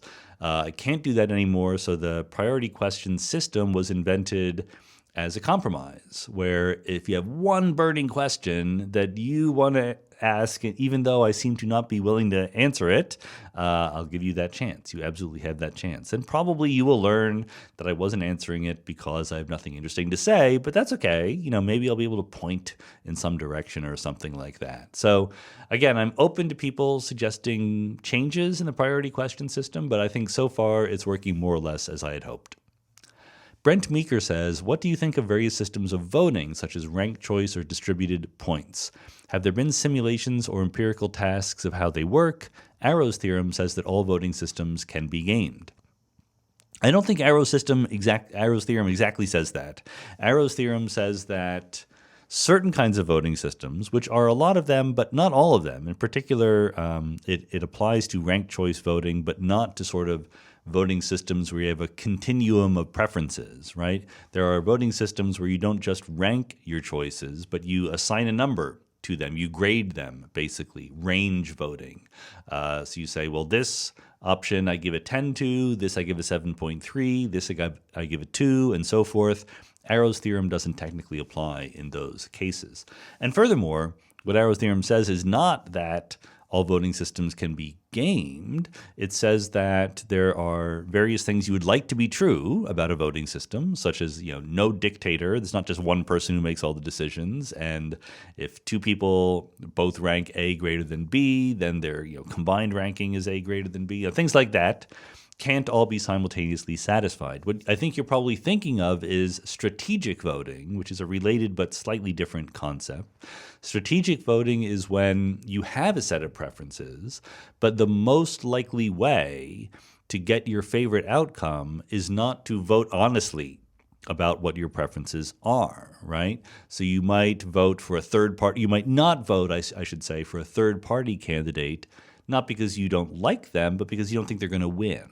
If 45% of the people like one candidate and 50%, I'm not going to get this true in real time, if 40%, 45%, and 15%, right, are the voting things, then you might worry that if you give your money to the third-party candidate, you're throwing it away because they're not going to win, so instead you strategically vote for somebody else. So that's a true but slightly different thing than Arrow's theorem.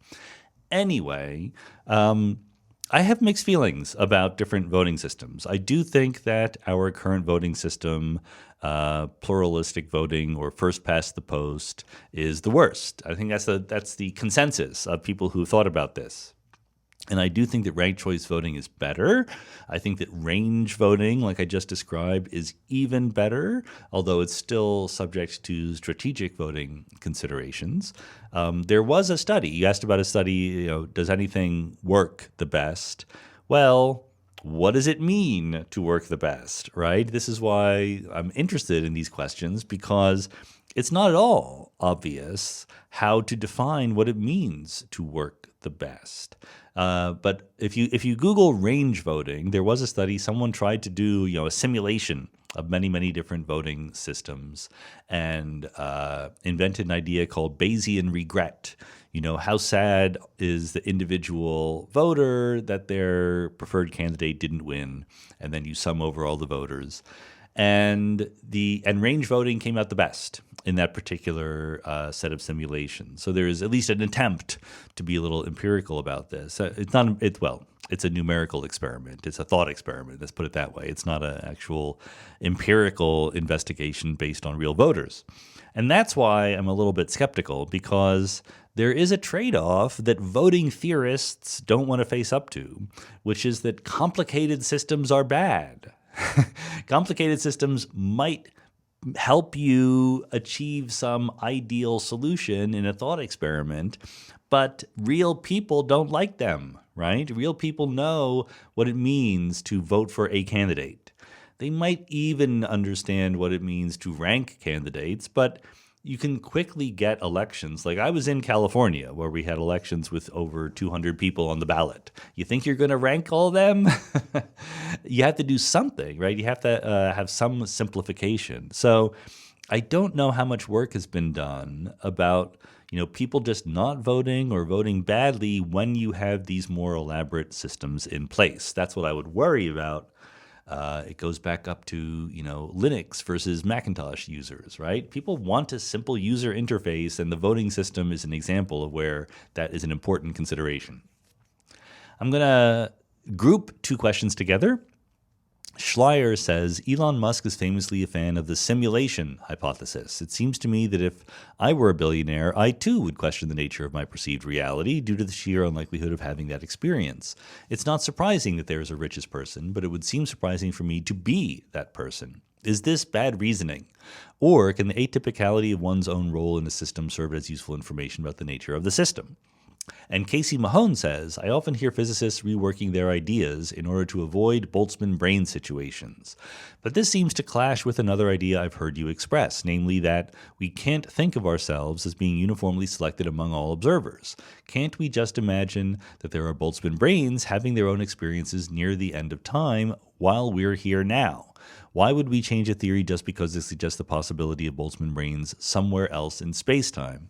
So the common thread here is something we already mentioned earlier this episode, the idea that we are somehow typical observers within some group of people.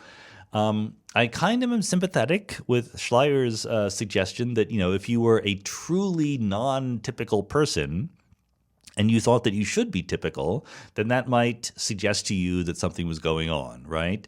But guess what? Forget about billionaires. Typical people are not physics professors. So I should have that same kind of belief. And this is exactly why I don't think that we should think that we're typical people, because by the time we're grown up and trained well enough to have such thoughts, we're already not typical people. We're certainly not typical arrangements of atoms just by being people at all. This whole thought experiment is a weird thing where you say, okay, here I am as a real person with real facts and characteristics about my life. I'm going to pretend to forget all of them. I'm going to pretend to forget that I know who I am in the world, pretend that I'm a typical person, and then wake up and look around and notice that I'm not typical and be surprised. This just seems weird to me. Like, why are you doing this? Why not just admit that you're not typical? Okay, so that's my reasoning there. Now, I'll confess very, very quickly, I don't have a perfectly well-formed alternative. So I'm working on that. I'm trying to figure it out. One of the aspects of what I think is a much better alternative is that if you have a set of observers who have the same information about their situation. So if you literally have observers that, if you ask them everything about who they were, would give you precisely the same answer, then you should imagine that you are typical among that ensemble of people. So, if you think about a duplication experiment, right, where you step into a box and then you're turned into two identical people, and you don't know, neither one of those two people know which ones they are, then you should give 50-50 chance to being either one. What else are you going to do, right? Because they're in epistemically indistinguishable situations. And so that's why the Boltzmann brain problem is a big problem, because it's not because there are random fluctuations into brains, okay? I know everyone says that. It's kind of evocative and picturesque, and people talk about that. But again, this whole line of reasoning that says, if there were lots of Boltzmann brains, I would be a Boltzmann brain. I'm not one, therefore it is ruled out by the data. I don't think that makes any sense at all. The problem in the Boltzmann brain situation is that when there are fluctuations into Boltzmann brains, there are also fluctuations into people with exactly your experiences. But people with exactly your experiences in much different actual circumstances, okay? The most obvious case is Imagine a fluctuation into exactly our universe that we see around us right now, but no more. If you want to fluctuate into our universe as we see it, you don't literally need to make other galaxies and stuff like that, right? You need to make the photons that you and I and astronomers observe from those galaxies and use them to infer the existence of galaxies. It's much easier to fluctuate into a few photons than to fluctuate a whole galaxy.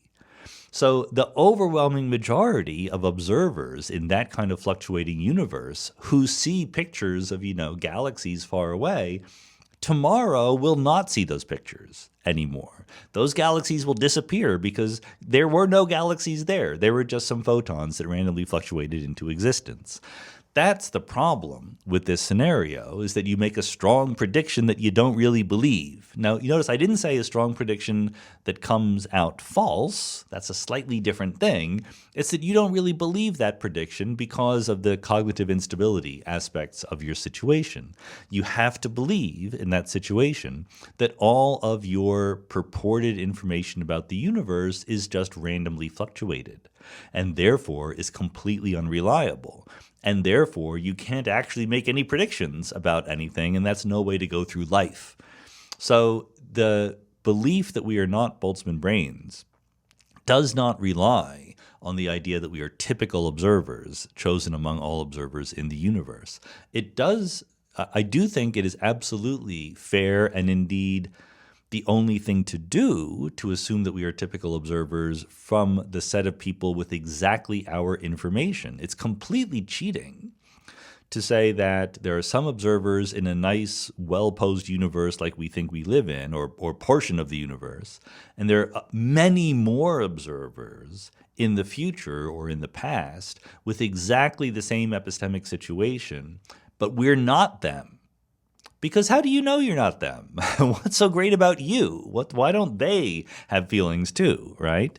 So I do think that random fluctuation scenarios should be excluded from our consideration, but not because of literal Boltzmann brains.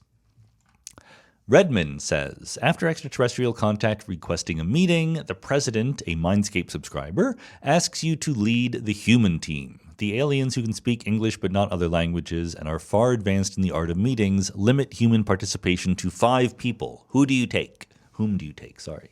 So I'm not going to answer this question literally, but I want to say 2 things about it.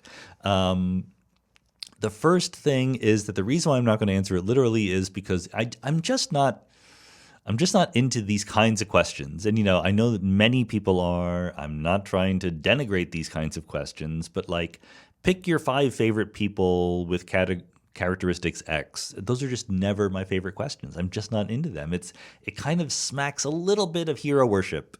I know it's not. I'm not trying to say that, but who are the 5 best people, the 5 coolest people? I'm not about people in that way. I like my friends, my personal acquaintances. I'm about those people. But people out there in the world, who do great things, for them, I'm about their great things. I don't know them personally enough to say, who are the 5 people in history you'd want to have dinner with or whatever. I just don't think that way. And I apologize for it because it makes me weird and it makes me sound like I'm being rude to people who ask that question, because that kind of question is very common here in the AMAs.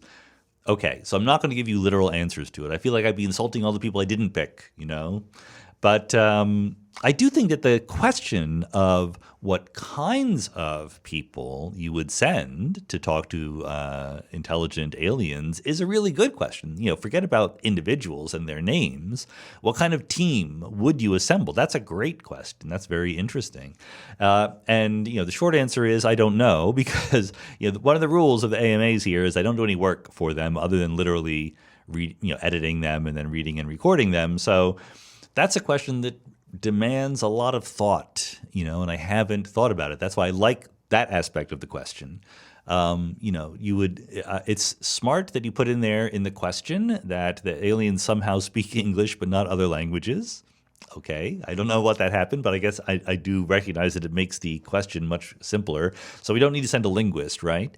I mean, clearly you would want to send at least a very good physical scientist and a very good biological scientist, right? You'd want to talk to them about science. And I think that you would separately want to send someone who was really good at technology. You know, being good at technology is different than being good at science. So, you know, someone who can learn from the aliens about the fundamental laws of physics, someone who can learn from them about their biology, and someone who can learn from them about their technology. Just saying those words out loud, you know, makes it very clear that even 5 people is not going to be enough. Like, what do you mean someone who can learn about technology? Like, there's lots of different kinds of technologies. People who are good at superconductors are not good at, you know, pharmaceutical advances or something like that. So it's going to be a tough call. And then I think you want some more socially oriented people, you know, maybe a social scientist and an artist. Artist in the broadest sense, you know, literature, movies or whatever. But, you know, someone who has a more poetic narrative sensibility would be a good person to talk to the aliens. And also someone who knows something about social dynamics to figure out, you know, what the society is like of the aliens and something like that. So that seems like to me to be a pretty good first attempt at 5 different kinds of people. But, you know, it's leaving out people who are interested in diseases, people who are interested in astronomy, people who know about complex systems in general, people who are politically smart, people who could negotiate very well. You know, there's a whole bunch of skill sets not in that team. So I'm just going to cross my fingers and hope that we get 10 people on our team when we finally meet the aliens. Adam Small says, priority question. This has to do with black holes. From what I understand, the effect of gravity moves at the speed of light. So if the sun suddenly took off and jetted out of the solar system, the Earth would still revolve for a while until the information arrived. This relates to black holes because since the signal of gravity moves and starts inside the event horizon where the source of gravity is, how does the information of gravity escape the event horizon since gravity does move and reach an orbiting star? I thought no information can escape other than Hawking radiation. So there's a whole bunch of things going on here that I'll try to talk about a little bit. You know, first thing, it's not really relevant to the question, but it's useful information. These kind of thought experiments where you say, if the sun suddenly took off and jetted out of the solar system, this already doesn't make sense because it violates energy conservation. Like, what do you mean suddenly took off? The whole mass of the sun suddenly has a different momentum? So you're already violating the laws of physics, and then you're saying, well, what would the laws of physics have to say about this? That's an inconsistent question. You need a better, and you can fix it up, right? You say, like, what if the sun exploded, but if it exploded in in 2 blobs moving off in opposite directions, like the sun decayed into 2 mini suns going in opposite directions. So that's a fixable kind of thing. But just so you know, that kind of thing would have to be fixed in order to ask a sensible question. But the other thing, the more important thing about the question is this idea that gravity is kind of a substance that moves at a speed. That's just not what gravity is. For that matter, it's not what electromagnetism is, right? Both gravity and electromagnetism are fields that pervade space-time and solve some equations. And so the right question to ask is, what is the solution to the equations with certain boundary conditions? In the case of a black hole or the sun, the boundary conditions are there's some mass or some effective curvature of space-time located at some part of the universe, and with that boundary condition, you solve the equations around it, and you find that there is a inverse square law for both gravity and for electromagnetism. It's not because there's some flux of stuff. When you have a charged particle with an electric field around it, it's not because electromagnetism forces are moving away from the particle and reaching out and grabbing other things. It's because at every point in space, there is an electromagnetic field, and it settles down to a certain configuration given that boundary condition, that there's a charged particle at that point. Likewise for gravity. There's nothing moving faster than the speed of light in a static gravitational field. There isn't anything moving at all. It's static. So it is true that if the sun changed its configuration dramatically, for example, by splitting in 2 and moving off, then the boundary condition for the gravitational field would change, and that change would not be noticeable to us in some reference frame because it's relativity until, 8 minutes later, because we're 8 light minutes away from the sun. But that's completely compatible, right? That's just the equation for the gravitational field now has a different boundary condition, and those changes ripple out at the speed of light. So it all does make sense, but you have to make sure that your intuitive model of what gravity is actually matching up with what the equations are telling you. Anonymous says, clocks that I care about are usually a flow meter for entropy. When I sit to think for a minute, I'm waiting for a minute's worth of entropy increase to happen in my brain, regardless of how light would travel in that time. But some clocks aren't entropic, like the t you take derivatives with respect to in Hamiltonians. Can you say something smart and at the limits of my comprehension about these two kinds of clocks? I think I can try to say something useful anyway, whether or not it's smart and at your limits, but I think that you're probably not right to think about clocks as flow meters for entropy. It is true that in some certain physical circumstances, clocks do participate in the overall increase of the entropy of the universe, but the thing about entropy increasing is it doesn't increase at a constant rate. Entropy can stay constant in some system for a long time and then start going up or whatever, right? There's no law of physics that says entropy goes up at a certain rate. The second law just says the entropy doesn't go down. Sometimes it'll stay constant, sometimes it'll go up, and so forth. And for precisely that reason, most clocks, they work very, very hard to isolate them from entropy. The simplest clocks in the world are the rotation of the Earth. And so you see the sun going up and down, right? And that does not increase entropy at all. It's in the limit where you can ignore some very, very tiny effects, which is a very good approximation. It's completely reversible, right? We know where the sun and the Earth were millions or billions of years ago. So clocks are usually not flow meters for entropy. They're usually periodic things that do the same thing over and over again in a way that is completely constant in entropy. So that's the actual time that you measure with clocks. If you think about what are the best clocks, they're the things that are like a pendulum where you have no air resistance, or a little tiny quartz crystal, or an atomic vibration, all things that are not actually spewing entropy out there into the universe. Robbie P. says, you've said that the question, why is there something rather than nothing, is not a sensible one. But in some sense, isn't nothing all around us or right around the corner in any possible regime? Why aren't we forced to choose between necessary and contingent whatever the universe? Well, sure. When you say, why is there something rather than nothing, it would be nice if you told us what you meant by the words something and nothing. I think that the most traditional interpretation of that question is, why is there anything at all?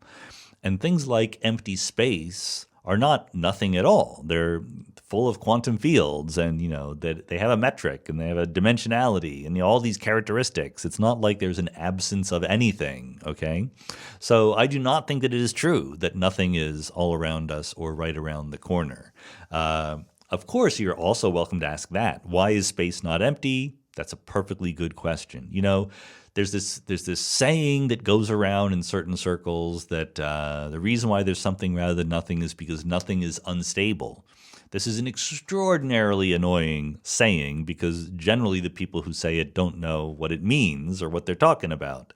That was a little motto invented by Frank Wilczek, former Mindscape guest, where he was specifically referring to the question of why there is more matter than antimatter in the universe, why there's a baryon asymmetry. So it was kind of like a little joke, why is there more matter than antimatter? Because in his particular model, which we don't know is true, by the way, he had a system where an equal amount of matter and antimatter was an unstable circumstance, an unstable configuration of stuff. So it's a conjectural model, but it's also not at all what most of us have in mind when we ask, why is there something rather than nothing? So like many big-sounding questions, the very first thing you should do when you ask it, if you actually care about what the answer is to carefully define exactly what you mean by those terms. Christopher Matthews says, I've noticed that occasionally you'll get groups of questions concerning topics or conclusions that you dismiss as misguided or even woo-woo. And in these cases, I further noticed that the questions often appear to have been inspired by a recent video from pop science YouTube series like PBS Spacetime. What is your feeling generally about these sort of video series? Do you think they do a good job communicating physics concepts to a general audience, even if they apparently cause a rash of misguided speculation from time to time? I think that's a perfectly reasonable question. I don't have a lot of data on the basis of which to answer it. I personally don't spend a lot of time watching pop science YouTube videos. And I say that slowly and carefully because I don't want to disparage pop science YouTube videos and certainly not disparage the people who watch them. I love it that there are pop science YouTube videos, just like pop science TV documentaries or pop science books, etc. It's not my thing because I'm a professional scientist, and therefore, if I'm reading science, it's probably going to be a little bit more technical than those things. And if I'm reading popular fun things, it's probably not going to have anything to do with science. Okay, that's just who I am particularly. So I don't have an educated view on which science videos are the good ones and which ones are not. Like I said, I like the idea that there are science videos, and I'm glad that they're trying. I do think there's one possible criticism or potential criticism that or potential pitfall, let's put it that way, that people should worry about, because different science questions have different levels of straightforwardness to their answers, right? Like let's think about, are atoms empty space, like we were just talking about. That's not a trivial question. It's not like how big is a black hole of a certain mass. There you just go to the equation, you plug it in, you get the answer. So you can have a mind-blowing popular science video about the journey into a black hole, how long it would take, when you would get spaghettified, when you could reach a point of no return, what you would see as you were looking outside. All of those are interesting questions, but the answers to them are ultimately perfectly straightforward. There are other kinds of questions that sound similar, right? Are atoms mostly empty space? How hard can that be? But in fact, they involve very deep, potentially controversial issues about the foundations of quantum mechanics or things like that. And I do think that sometimes in these pop science videos, it's not that they get them wrong. It's that, or at least not they get them wrong because they're being sloppy. It's because they're addressing questions which are legitimately tricky. And a lot of professional scientists get them wrong, you know? Scientists are sloppy all the time when they're talking about science.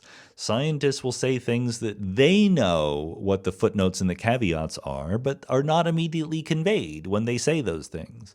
Scientists will say, the universe on large scales is either flat or positively curved or negatively curved.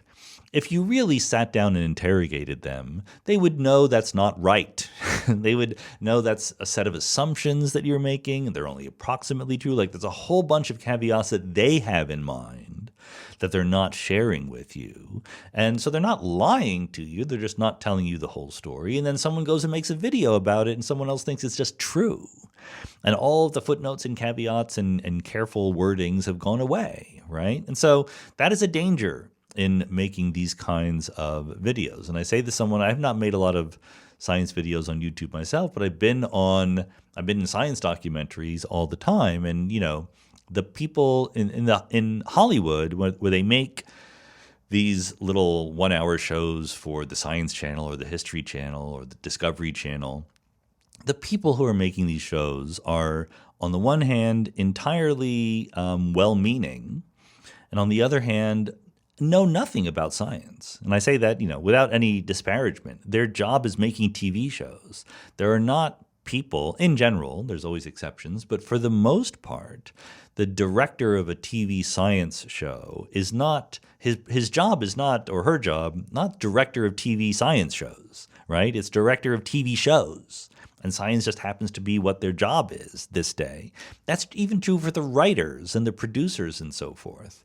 So you get a lot of situations where, they saw something on Wikipedia or whatever. They don't really understand it perfectly. They're trying their best to turn it into something visual. And they do understand visual things. So they'll try to make a nice, fun visual demonstration of something and not really have a very good idea of what the thing is that they're demonstrating. So, like anything else in the world, you should be skeptical. You should keep your wits about you when you watch these things. You should really think about, okay, this is being said to me on the internet. Does that necessarily mean that it's true? Jake Zielsdorf says, do you have opinions about Oppenheimer as a physicist? Was he a great one? Well, I think that, he has contributions in physics. He was not, in the top tier in terms of contributions. You will hear again and again that people who knew him and met him claim that he was in the top tier in terms of just being brilliant. But that's a different thing, right? There's plenty of brilliant people who don't do anything at all. I would say that Oppenheimer did some pretty good things, but not, earth-shattering things as far as physics is concerned. He did do an earth-shattering thing in leading the Manhattan Project, for better or for worse. That was an enormous accomplishment personally.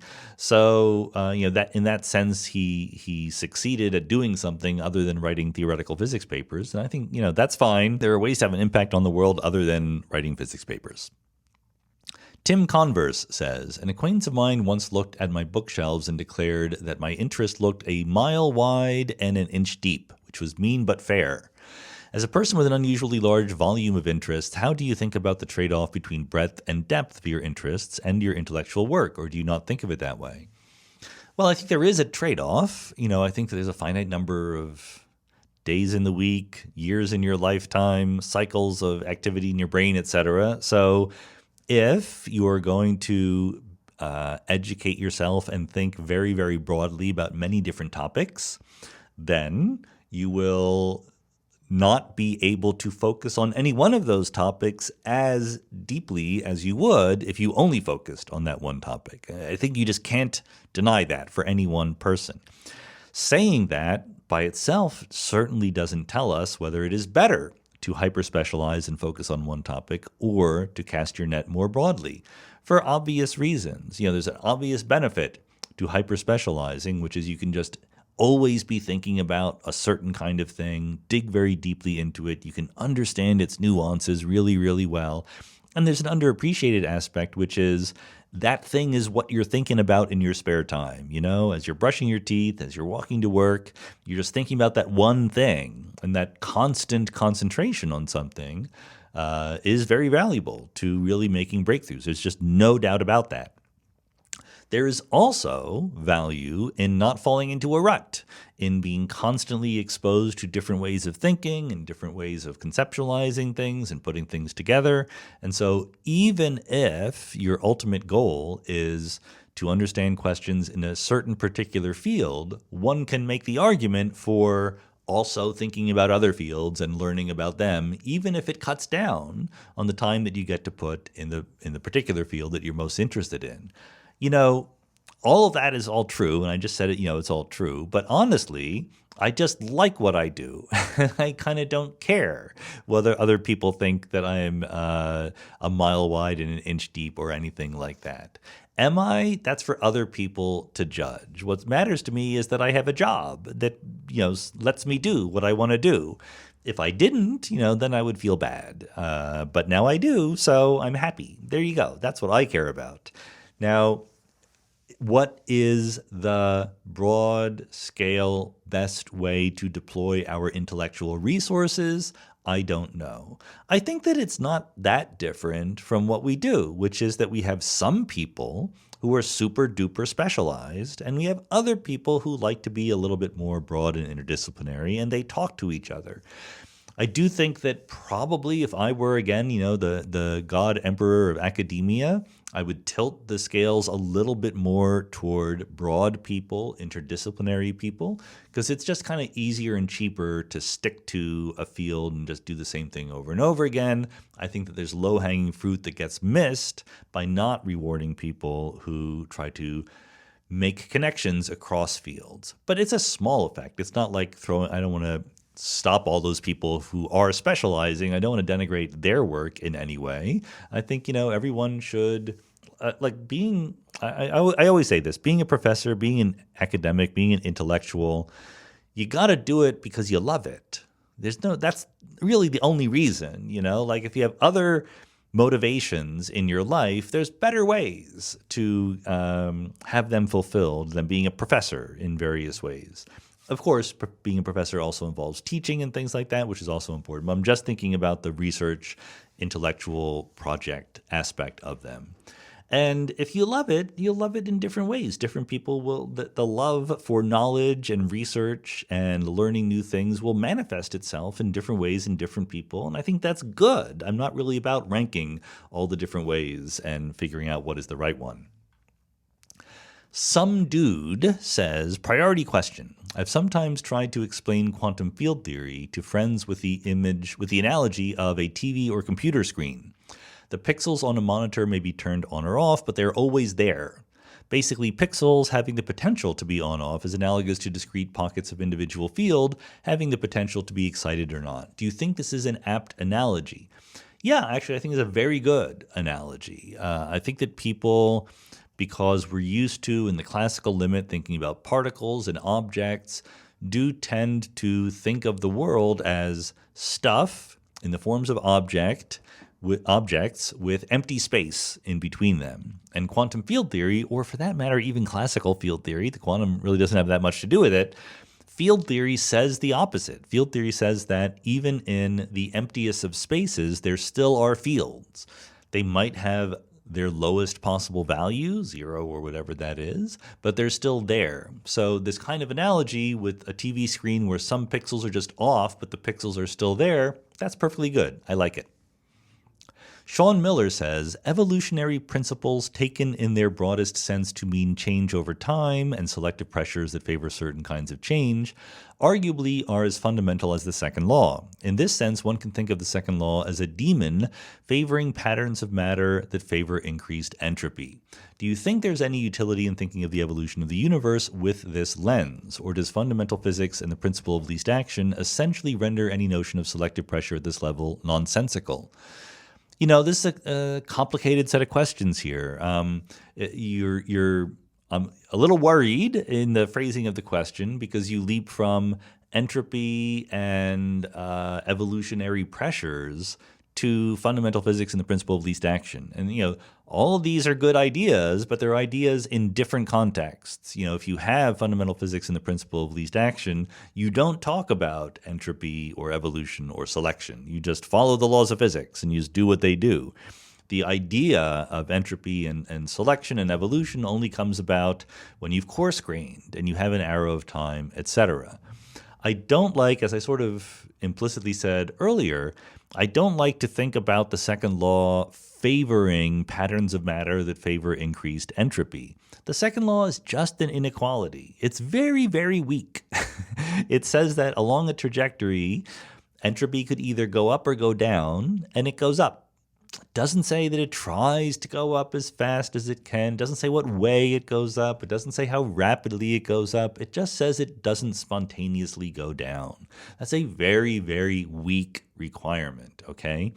What we would like to do, and maybe what you're gesturing at, is we would like to go beyond the second law of thermodynamics to really understand the ways in which physical, large-scale configurations of matter evolve to both increase entropy, but also have other finer scale things going on, complex systems interacting with each other, biological systems and things like that.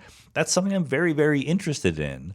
But you can't just appeal to the second law of thermodynamics. The second law is just like the dumbest, simplest thing in this context. You need to think beyond that. And it's not clear what the rules beyond that are. So these are open research problems, I would say. Nalita S. says, as a theoretical physicist, is there a roadmap as to how you creatively come up with new theories that is being followed by all theoretical physicists? Or does every theoretical physicist build their own roadmap into new territory, like individualized? How does that mind-blowing creative process take off? I think it's closer to everyone as an individual. I mean, in fact, if you think about the training of a theoretical physicist, right? You know, you go to undergraduate, you take some classes, you do a bunch of problem sets. You go to graduate school, you have an advisor, you take some more classes, but mostly now you're trying to do research and get papers written and so forth. But there's no class you take about how to be creative, how to come up with new theories. I always think back to Zen and the Art of Motorcycle Maintenance.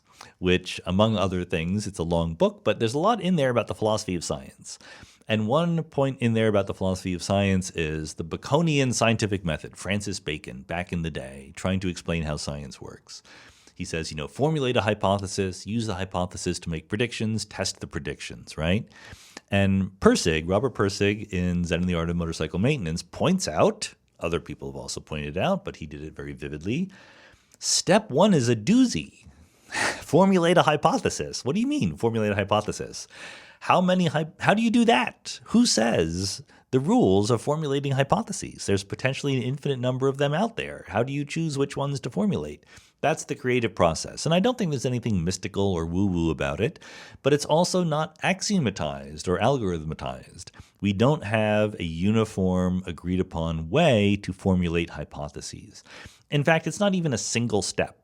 Formulating hypotheses is a process. It takes time. You sort of get a vague idea and you think about it. What does it mean? How can I write down equations that would represent this? How do I change it now? Maybe I have different equations. Maybe it refers to something different. All before you get to the point of saying, okay, let's make predictions with it, test them, things like that. And I think, consistent with things I just said, that different people do it differently, and that's good. I think you need a bunch of very different kinds of approaches. It's probably overly simplistic, but think of Einstein. He had a certain style, right? And at the moment when his contributions were called for in the years, from 1900 to 1920, his style was perfect. It was exactly what the moment called for. But then after that, even though I will defend his understanding of quantum mechanics and physics more generally, he was Einstein after all, but his productivity waned, and partly that's because he was busy doing other things, being a celebrity, but partly because the techniques he had used before were no longer that useful for the moment of time that he was in. I think this is very often true in theoretical physics, that it's a match between your personal style and what is out there to be discovered and formulated, right? And the latter you have no control over. So all you can do is the best you can do given your personal style and your strengths and your individual toolbox. And hopefully the world is ready for what you have to offer to it. Anonymous asks a priority question, starting, I need to know if this makes any sense. Let's say we have an energy density that can be described by the equation y equals 1 between 0 and 1. So if we integrate y equals 1 from 0 to 1, presumably 0 and 1 go from x equals 0 to x equals 1, so we have two variables. We get the sum of x from 0 to 1, which equals 1. It's just the area under the curve, y equals 1 between x equals 0 and x equals 1. I agree with that. That's all true. Now, the question continues, let's change the energy density such that it follows the equation y equals sine x plus cosine x. The volume of the original total energy still equals 1, just how it is described has changed. So I'm pausing here. There's a lot more. I'm editing the question out. You're welcome to go read it on the Patreon page. But there's a lot of details here. But sadly, there's a flub right there. There's kind of an issue we have to confront. Y equals sine x plus cosine x does not have an integral between 0 and 1 that equals 1. Maybe if it were sine squared x plus cosine squared x, it would equal 1 because sine squared x plus cosine squared x equals 1 at every point. So it's just the same curve that you've decomposed in some way. But sine x plus cosine x does not have an integral that equals 1. So mathematically, that's a boo-boo. And then there's some extra steps that I'm skipping, but it's along these lines of having some functions and integrating them and so forth. And then the question concludes by saying a proton can be defined as containing 3 quarks, specifically 2 up and 1 down. Properties of quark include up quark equals charge of minus 1/3, spin of 1/2, etc. So I will, the priority question is, does this make any sense? And my answer is no, it does not make any sense. I think, but I can do more than that, I hope. I can be a little bit more constructive here. When you're trying to think about things like how quarks work, how energy works, things like that, maybe this is not what you want to hear, but a lot of people have thought about this already, right? And they're not all dummies. They've said really important things like the whole existence of up quarks and down quarks, etc. And they have a way of thinking about them. And I understand, I don't really know specifically about the author, the anonymous author of this question, but I know lots of examples of people with similar ideas, and almost never do they understand the basic mainstream view of how quarks and gluons and things like that work. The idea based on quantum field theory and quantum chromodynamics, etc. And there's a desire or an aspiration maybe just to skip ahead to some deep insight about particle physics and quarks and leptons and things like that. My personal view, which always could be wrong, but my personal view is you're not ever going to skip the hard part and get an interesting, surprising, truthful insight into how these things work. That's not because the conventional way of looking at it using quantum field theory and QCD, et cetera, Feynman diagrams, is necessarily right. Maybe there's a better way of doing it or a different way of doing it. I'm very open to that. But I strongly believe the chances of finding a better way of doing it without first completely understanding and conceptualizing the usual way of doing it are negligible, are close to zero. Because the knowledge that we have, and it's not just, favoring the mainstream view, it's that the knowledge we have is very, very detailed and specific. When we talk about quarks and gluons to people who are not physicists, it doesn't sound that complicated. How many few quarks and they're bound together, et cetera, et cetera. And you might get the impression that you can sort of think this through yourself and come up with something new. But the physicists are hiding stuff from you. They're hiding entire books worth of knowledge about fermions and propagators and Feynman integrals and Fadaev-Popov ghosts and dimensional regularization and effective, and it goes on and on and on, scaling behavior and things like that, asymptotic freedom.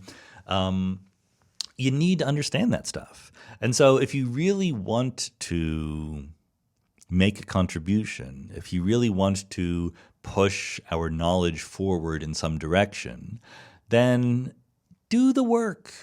Do the work of understanding quantum field theory. Buy a book. Buy the textbook. It's hard. I know that it's hard.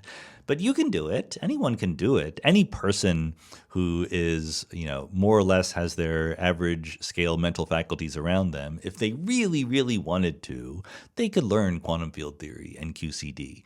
It's a big project. It will take you a long time. It will be very frustrating, but you could do it. I encourage you to do it if that's what you want to do. And if that's not what you want to do, then again, I will repeat my personal opinion, which is that the chances of hitting on some new useful way to think about the physics of those systems of quarks and gluons is very, very small, because we know a lot and you're starting at an enormous disadvantage by not figuring out what it is we already know. Seamus Maxwell says, this question is inspired by your advice to physics consultants on science fiction movies to treat the script as data. If you woke up tomorrow in a fantasy world peopled by orcs, elves, and dragons, and everything seemed as real to you as the world you currently inhabit, what would be your best guesses as to what was happening? Would there be any room in your credence spread for something other than dream/hallucination? And if so, what might it be? Sure, I think that the initial credence would be very highly peaked on dream/hallucination, or being fooled, right, by being given some drugs or something like that, or whatever. But of course, what happens in these situations is that it's not an all or nothing call in terms of what your credences are. The credences that you should have, as I say about being part of being a good Bayesian is, essentially no proposition should get zero credence from the start. It might be a sufficiently small credence that you don't sweat it, that you don't really worry about it in your everyday life. But waking up tomorrow and being surrounded by orcs and elves is not my everyday life. So I would have to start thinking about the wilder regions of proposition space.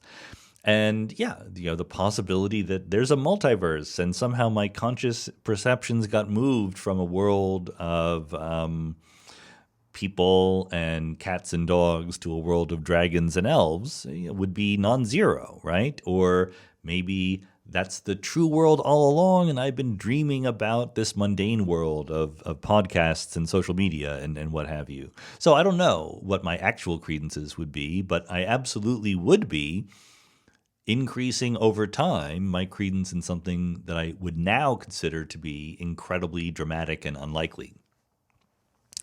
Philip Malinowski says, I don't want to get you in hot water. Sorry, I don't want to get you in hot water, but I'm curious. Where do you stand on letting your cats roam free outdoors? On the one hand, it's good to let the cats be cats, but on the other, they are incredible killing machines and may kill a few hundred animals a year.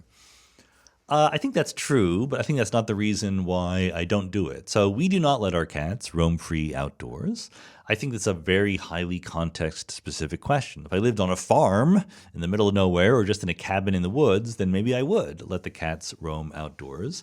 But even then, I would have some concerns about it because domestic cats are, as the name says, domesticated. You know, they're not attuned, they're not selected for a successful life outdoors. So yes, they will kill a lot of birds and squirrels and mice and things like that. And they will also be very vulnerable to being killed by coyotes or wolves or dogs for that matter, or just having an accident. So all that is part of the cycle of life. Like, I don't mind that. I don't mind that cats kill animals. I don't mind that cats are killed by other animals.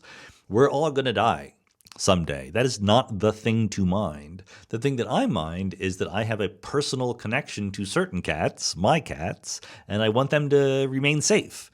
So I personally would like my cats to just stay indoors, especially because I do not live in the country. I live literally in the city of Baltimore, not too far away from highways and certainly right next to all sorts of streets and what have you. We actually, I live in a part of Baltimore that it's right next to the Johns Hopkins campus, but it's kind of leafy. There's a lot of trees and things like that, and a kind of lot of wildlife. We've certainly seen both foxes and deer walking by our house. Okay, so there's a little bit of wildlife out there, certainly squirrels and birds all over the place. So the cats would be happy out there when they notice the squirrels and birds, maybe less happy when they notice the foxes. And falcons also. We have a couple of falcons nearby. So it's kind of weird to live in a city and have all this nature around you, but so be it. I grew up in the suburbs, and we had cats, and they were all outdoor cats. And guess what? Their life expectancy is much shorter. I never had a cat die of natural causes when I was growing up, but one got leukemia, I guess. But I guess that's a natural cause. But usually, being hit by a car is how the cats die. So it just makes sense to me that if you're entering into this particular relationship where you take care of the cat and have responsibility for it, keeping it indoors is a much more sensible thing. Owe, or however one pronounces OWE, says, when eternalists say that every moment of time is equally real, how does that intersect with relativity, where there is no such thing as simultaneity, and the moments of time for one observer are not consistent with other observers on different paths? That's a perfectly fair question. Typically, relativity and eternalism go very comfortably together. In fact, one argument against presentism is the leading alternative to eternalism. So a presentist, rather than saying that every moment of time is equally real, would say that only the now is real, right? Now is real and the past and future are just predictions and memories. That is what is very hard to reconcile with relativity because people don't agree on what now means once you extend yourself from one point in space to other points in space. So presentism and relativity are not happy with each other. Certain people manage to nevertheless, figure out ways to believe both at the same time.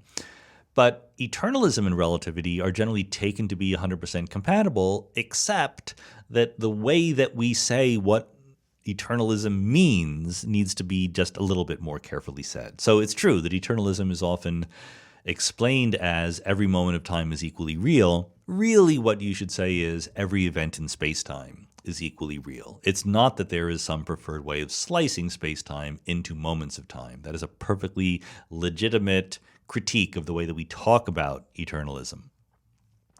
Benjamin Barbrell says, I learned listening to your podcasts and videos that a black hole has a very large entropy. If entropy still means in this context the number of microstates corresponding to a given macrostate, I don't understand the nature of these microstates in the case of a black hole. It sounds incompatible with the statement that a black hole has no hair. I feel like if a black hole had many microstates, it would lead to a resolution of the information paradox, since the state of another system thrown in the black hole would just end up encoded in those degrees of freedom. Good. It's a very good question. It does. Entropy still does, in this context, mean the number of microstates corresponding to a given macrostate. But let's think carefully about what that means. And it's subtle. And we also have to remember something we said much earlier in the AMA, that in quantum mechanics, the way that we talk about mixtures of states is a little bit different. Okay. So think about a box of gas that has a lot of entropy. It has a lot of microstates that look that way. There are a lot of ways of arranging the atoms and molecules in positions and in velocities that have the same general, density and pressure and temperature and things like that. But also, a box of gas has no hair, right? Macroscopically, the box of gas is going to look exactly the same as a different box of gas with the same temperature and pressure, even in a different microstate.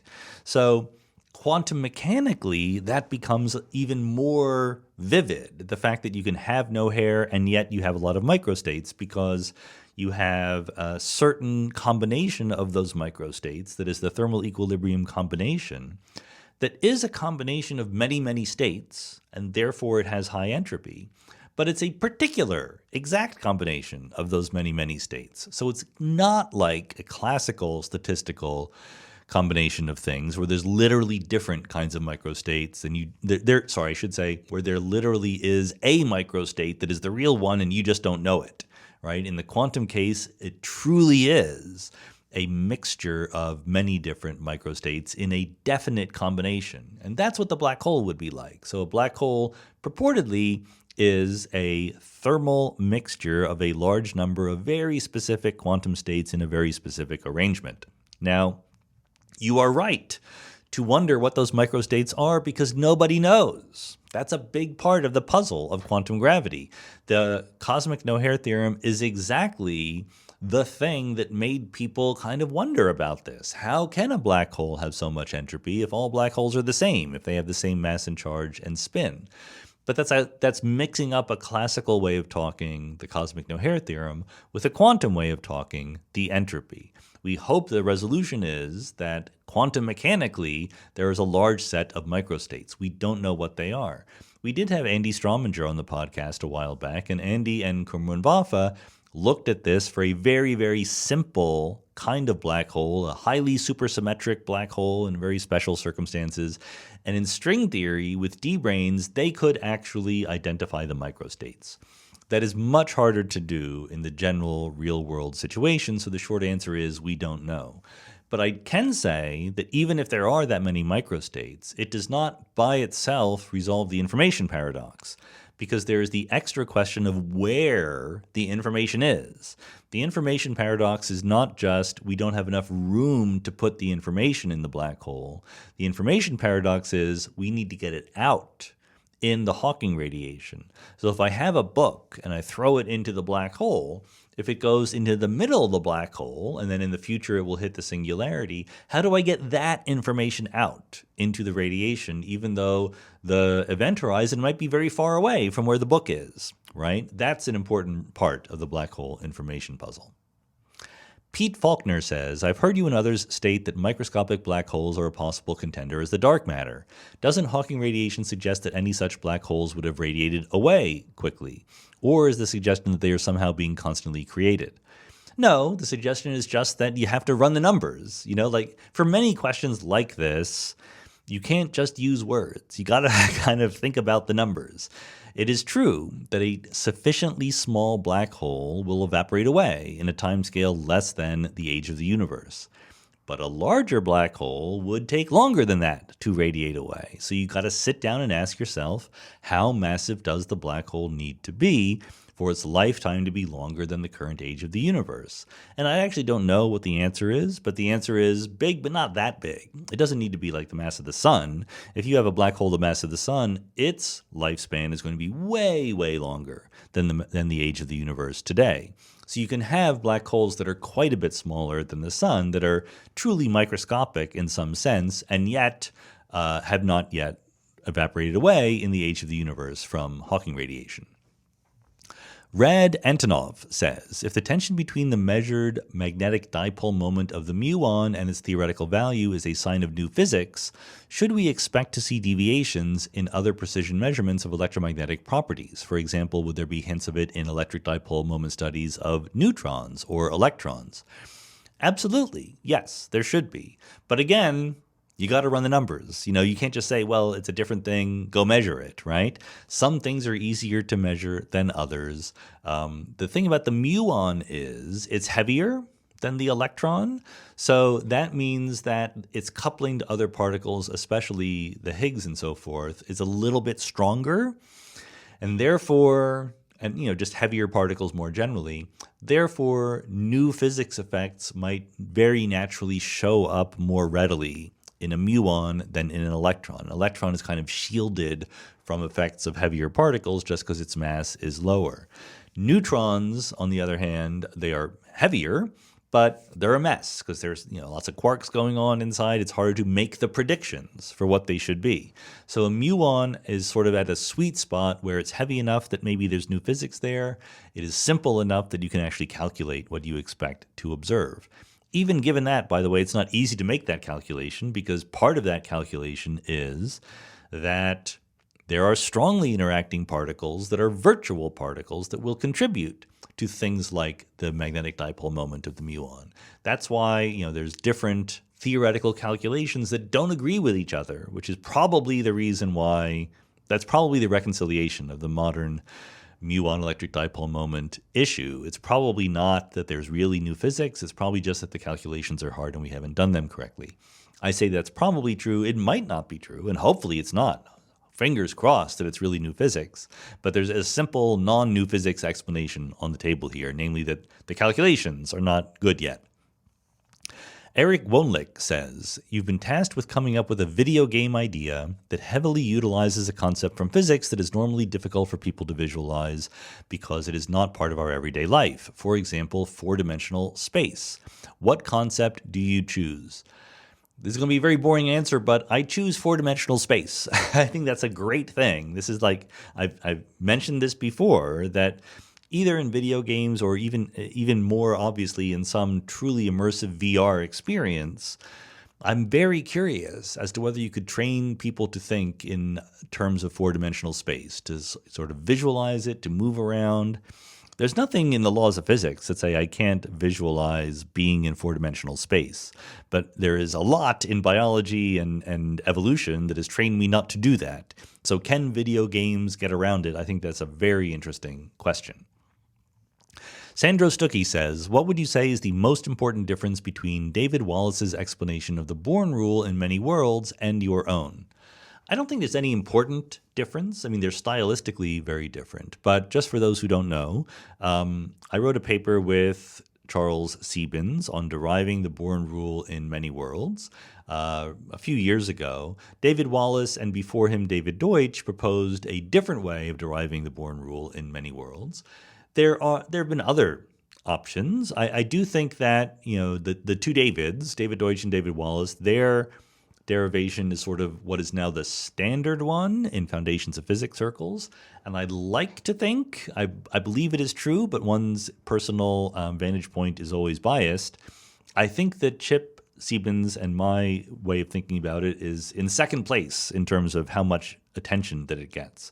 And the reason why we're in second place, even though there's been many other options put on the table, is it's always really hard at the boundaries of physics and philosophy to correctly construct an argument for a conclusion that you already know, right? You know that what you want is the probability of measuring something in quantum mechanics is the wave function squared.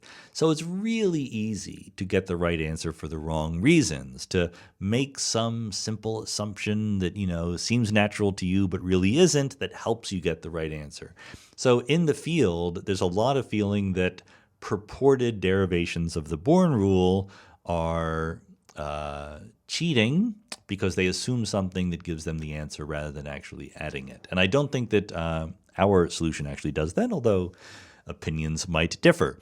The language that is used in the David Wallace, David Deutsch approach is completely different than the language that Chip and I use, which is also our ideas based on suggestions by Lev Weidman and others. In the Deutsch-Wallace argument, you think about what rational observers would do. You use decision theory and you use basic features of quantum mechanics to argue that rational observers trying to, maximize their utility or whatever should act as if they are going to observe Born rule probabilities in the many worlds interpretation. Whereas what Chip and I say is there are conditions of self-locating uncertainty. So we don't use words about decision theory, etc. We say when the wave function branches, you don't know which branch you're on. Therefore, you need to assign credences to being on one branch or another. And then we argue that the only sensible way to do that is to use the Born rule. So they sound very different. But precisely as there are many wrong ways to get the right answer, there might also very well be equivalent right ways of getting the right answer, right? When you have a mathematical theorem and you want to prove it, it's not like there's one correct proof and all the others are incorrect. We're very happy, we said this in the original paper, we're very happy to be compatible with other ways of deriving the Born rule. We're not trying to displace them or supplant them, we're just trying to offer a different angle on it. What I like about our way of doing it is that, to me, it truly addresses, in more or less incontrovertible ways, the basic question of why there are probabilities at all. So the Deutsch-Wallace approach says, given that there are probabilities of some sort, I might not know what they are, but I'm going to try to be rational and assign them in a certain way. It doesn't quite tell you why there are probabilities in the first place. But we are crystal clear about why there are probabilities. There will be a moment in time when you don't know what branch of the wave function you're on, and as a good Bayesian, there's an epistemic credence that you should be attaching to being on one branch or the other. If you don't like our way of deriving the Born rule, then that's the part you have to attack, and people have attacked it. People, like David Albert will say, no, I don't need to apply credences in that situation. I can just feign ignorance. I can just say, I don't know what branch I'm on, full stop. I think that's not a good way to do science. I don't think we do that in any other areas of science. So I don't think that quite works. That's quite valid. But anyway, I don't think that there's an incompatibility between the two ways of doing it. The Deutsch-Wallace approach can be criticized on precisely the grounds that they're making assumptions that might not apply. In particular, there are questions about how you value things that are going on elsewhere, in particular, other branches of the wave function. There's some version of saying that what matters to you is what happens on your branch, not what happens on other branches. And if you don't buy that assumption, then you can undermine the whole game. I think that Chip and my self-locating uncertainty derivation also has assumptions that you can call into question. So at some point, I do think that, having sat through many discussions about this, the question is not, why is it the wave function squared, right? That's not the question anyone is debating. So when we say debate or derive the Born rule, that's a little bit misleading in terms of what's actually going on. What really is going on is, why is a deterministic theory having probabilities show up at all? Once you have probabilities in there and you admit that you should try your best to assign probabilities in some sensible, rational way, it's obviously the Born rule. The Born rule is just obviously what works. That's not where the controversy lies. The controversy is, I would argue, a mostly entirely philosophical one about where the probabilities come from, where the idea of probability comes from at all. Matt Grinder says, I'm hoping you can clarify an issue I have with the arrow of time and the increase of entropy. Suppose the universe ends in a heat death and the hypothetical observer would not now perceive an arrow of time because of the way particles now interact. Do physicists mean to imply that this would mean that time has stopped doing what it has been doing for billions of years, namely going forward? So there's a couple things I got to undo the question here. There are no observers in the heat death of the universe. To be an observer requires a departure from equilibrium. So you can't say, I'm in the heat death situation and a hypothetical observer sees this or that. There literally are no hypothetical observers by construction, okay? But we can take the God's eye view and say, what would the world be like? And in that case, I would again undo the question about time going forward. That's not what time does. Time does not go forward any more than on the real number line, the numbers go forward. There's just an infinite number of numbers. There's the number -1, there's the number plus square root of 2. All these numbers exist on the real number line. In this way of thinking about time, the same thing is true with time. It's not that time goes forward. It's that individual people in the part of the universe's history where there is disequilibrium and a strong arrow of time perceive time in a certain way. They perceive a passage of time because they have a memory of the past and predictions about the future. So the physics of time is completely unchanged once you enter the heat death part of the history of the universe. But the physics of observers is changed quite dramatically. Namely, there are no observers and there's no impression that time is going forward. 2 more questions left here in the AMA. Herbert Berkowitz says, how do fundamental particles get rather odd names like strange and charm? Do the naming rights go to the discoverer? Have there been fights over who gets the naming rights and who in the end makes the name official?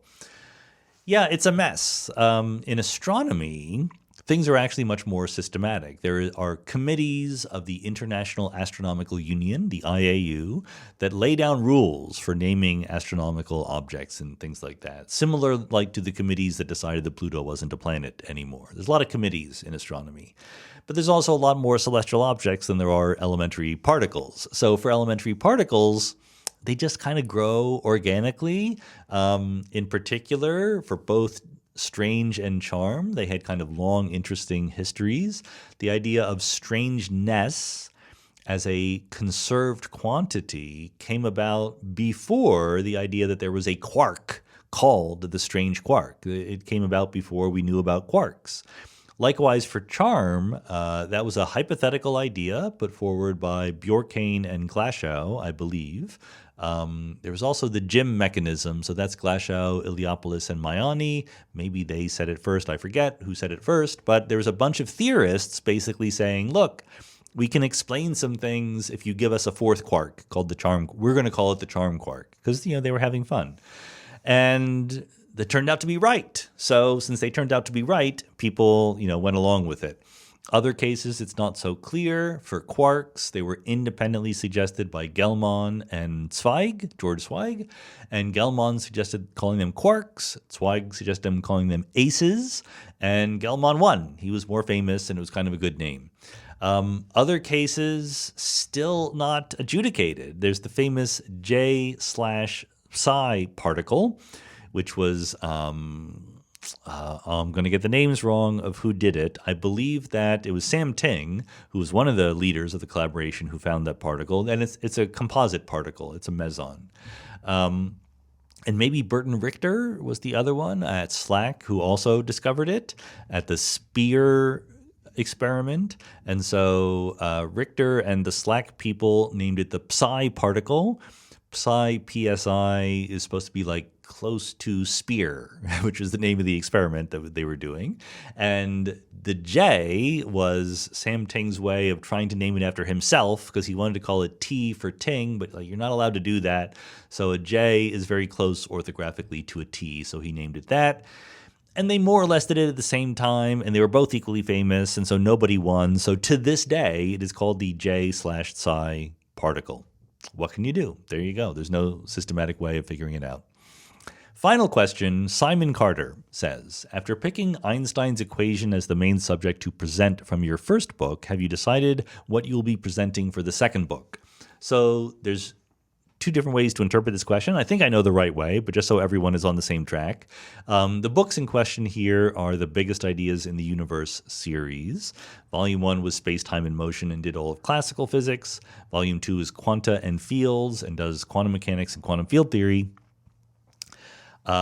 In both books, I do many topics, right? There is no one main topic. So just so that is perfectly clear, that would be a misunderstanding of the question. I think what Simon is getting at is when you write a book, you go around giving talks, right? You go on a book tour. The book tour thing is overrated or overblown. It's not like there's literally a tour. It's just that, you arrange some public talks to give.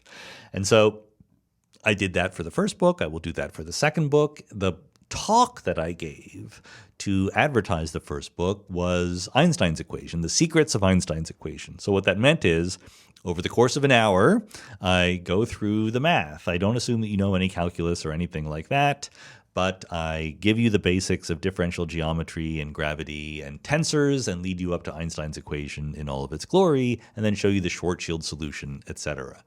And you can find versions of it online. I just recently did a version at the Royal Institute in London, Royal Institution. So I don't know if that's up yet, but it should be soon. And there's other versions floating around. So yes, when book 2 comes out, when Quanta and Fields comes out, which will be sometime in the spring, I will need to have a talk to give about it. And I'm not sure what I will give. It's not going to be about quantum mechanics specifically. I've done that, right? Plenty of talks I've given about that. I really want to concentrate on the quantum field theory side of things. But I don't know whether I want to how technical I want to make it. It's the popular talk. So in terms of what the audience is, it's a popular audience, and that's what I want to aim at. But one way to do it would be to talk about Feynman diagrams and renormalization and effective field theory. I think effective field theory is probably the most important idea that physicists have that we don't tell non-physicists about. So that would be a very exciting thing to talk about. Another angle to take would be to talk about phases and gauge theories, right? The Coulomb phase, the Higgs phase, the confinement phase, how one underlying idea of gauge symmetry can lead to very different behavior in very different circumstances. That would be fun to talk about. I kind of did talk about things related to that back when I was talking about the Higgs boson in the Particle at the End of the Universe book. So even though it's an important set of topics, maybe it's not the obvious one. Or I could, give the audience a break. At the end of the book, I take all that we've learned about Feynman diagrams and decays and so forth, and I explain why the ingredients of the universe are what they are, why we are made of protons and neutrons and electrons held together by electromagnetism and gravity. It's a very simple set of ingredients, right? 3 kinds of particles, protons, neutrons, electrons, 2 forces, electromagnetism and gravity. That explains an enormous amount of stuff.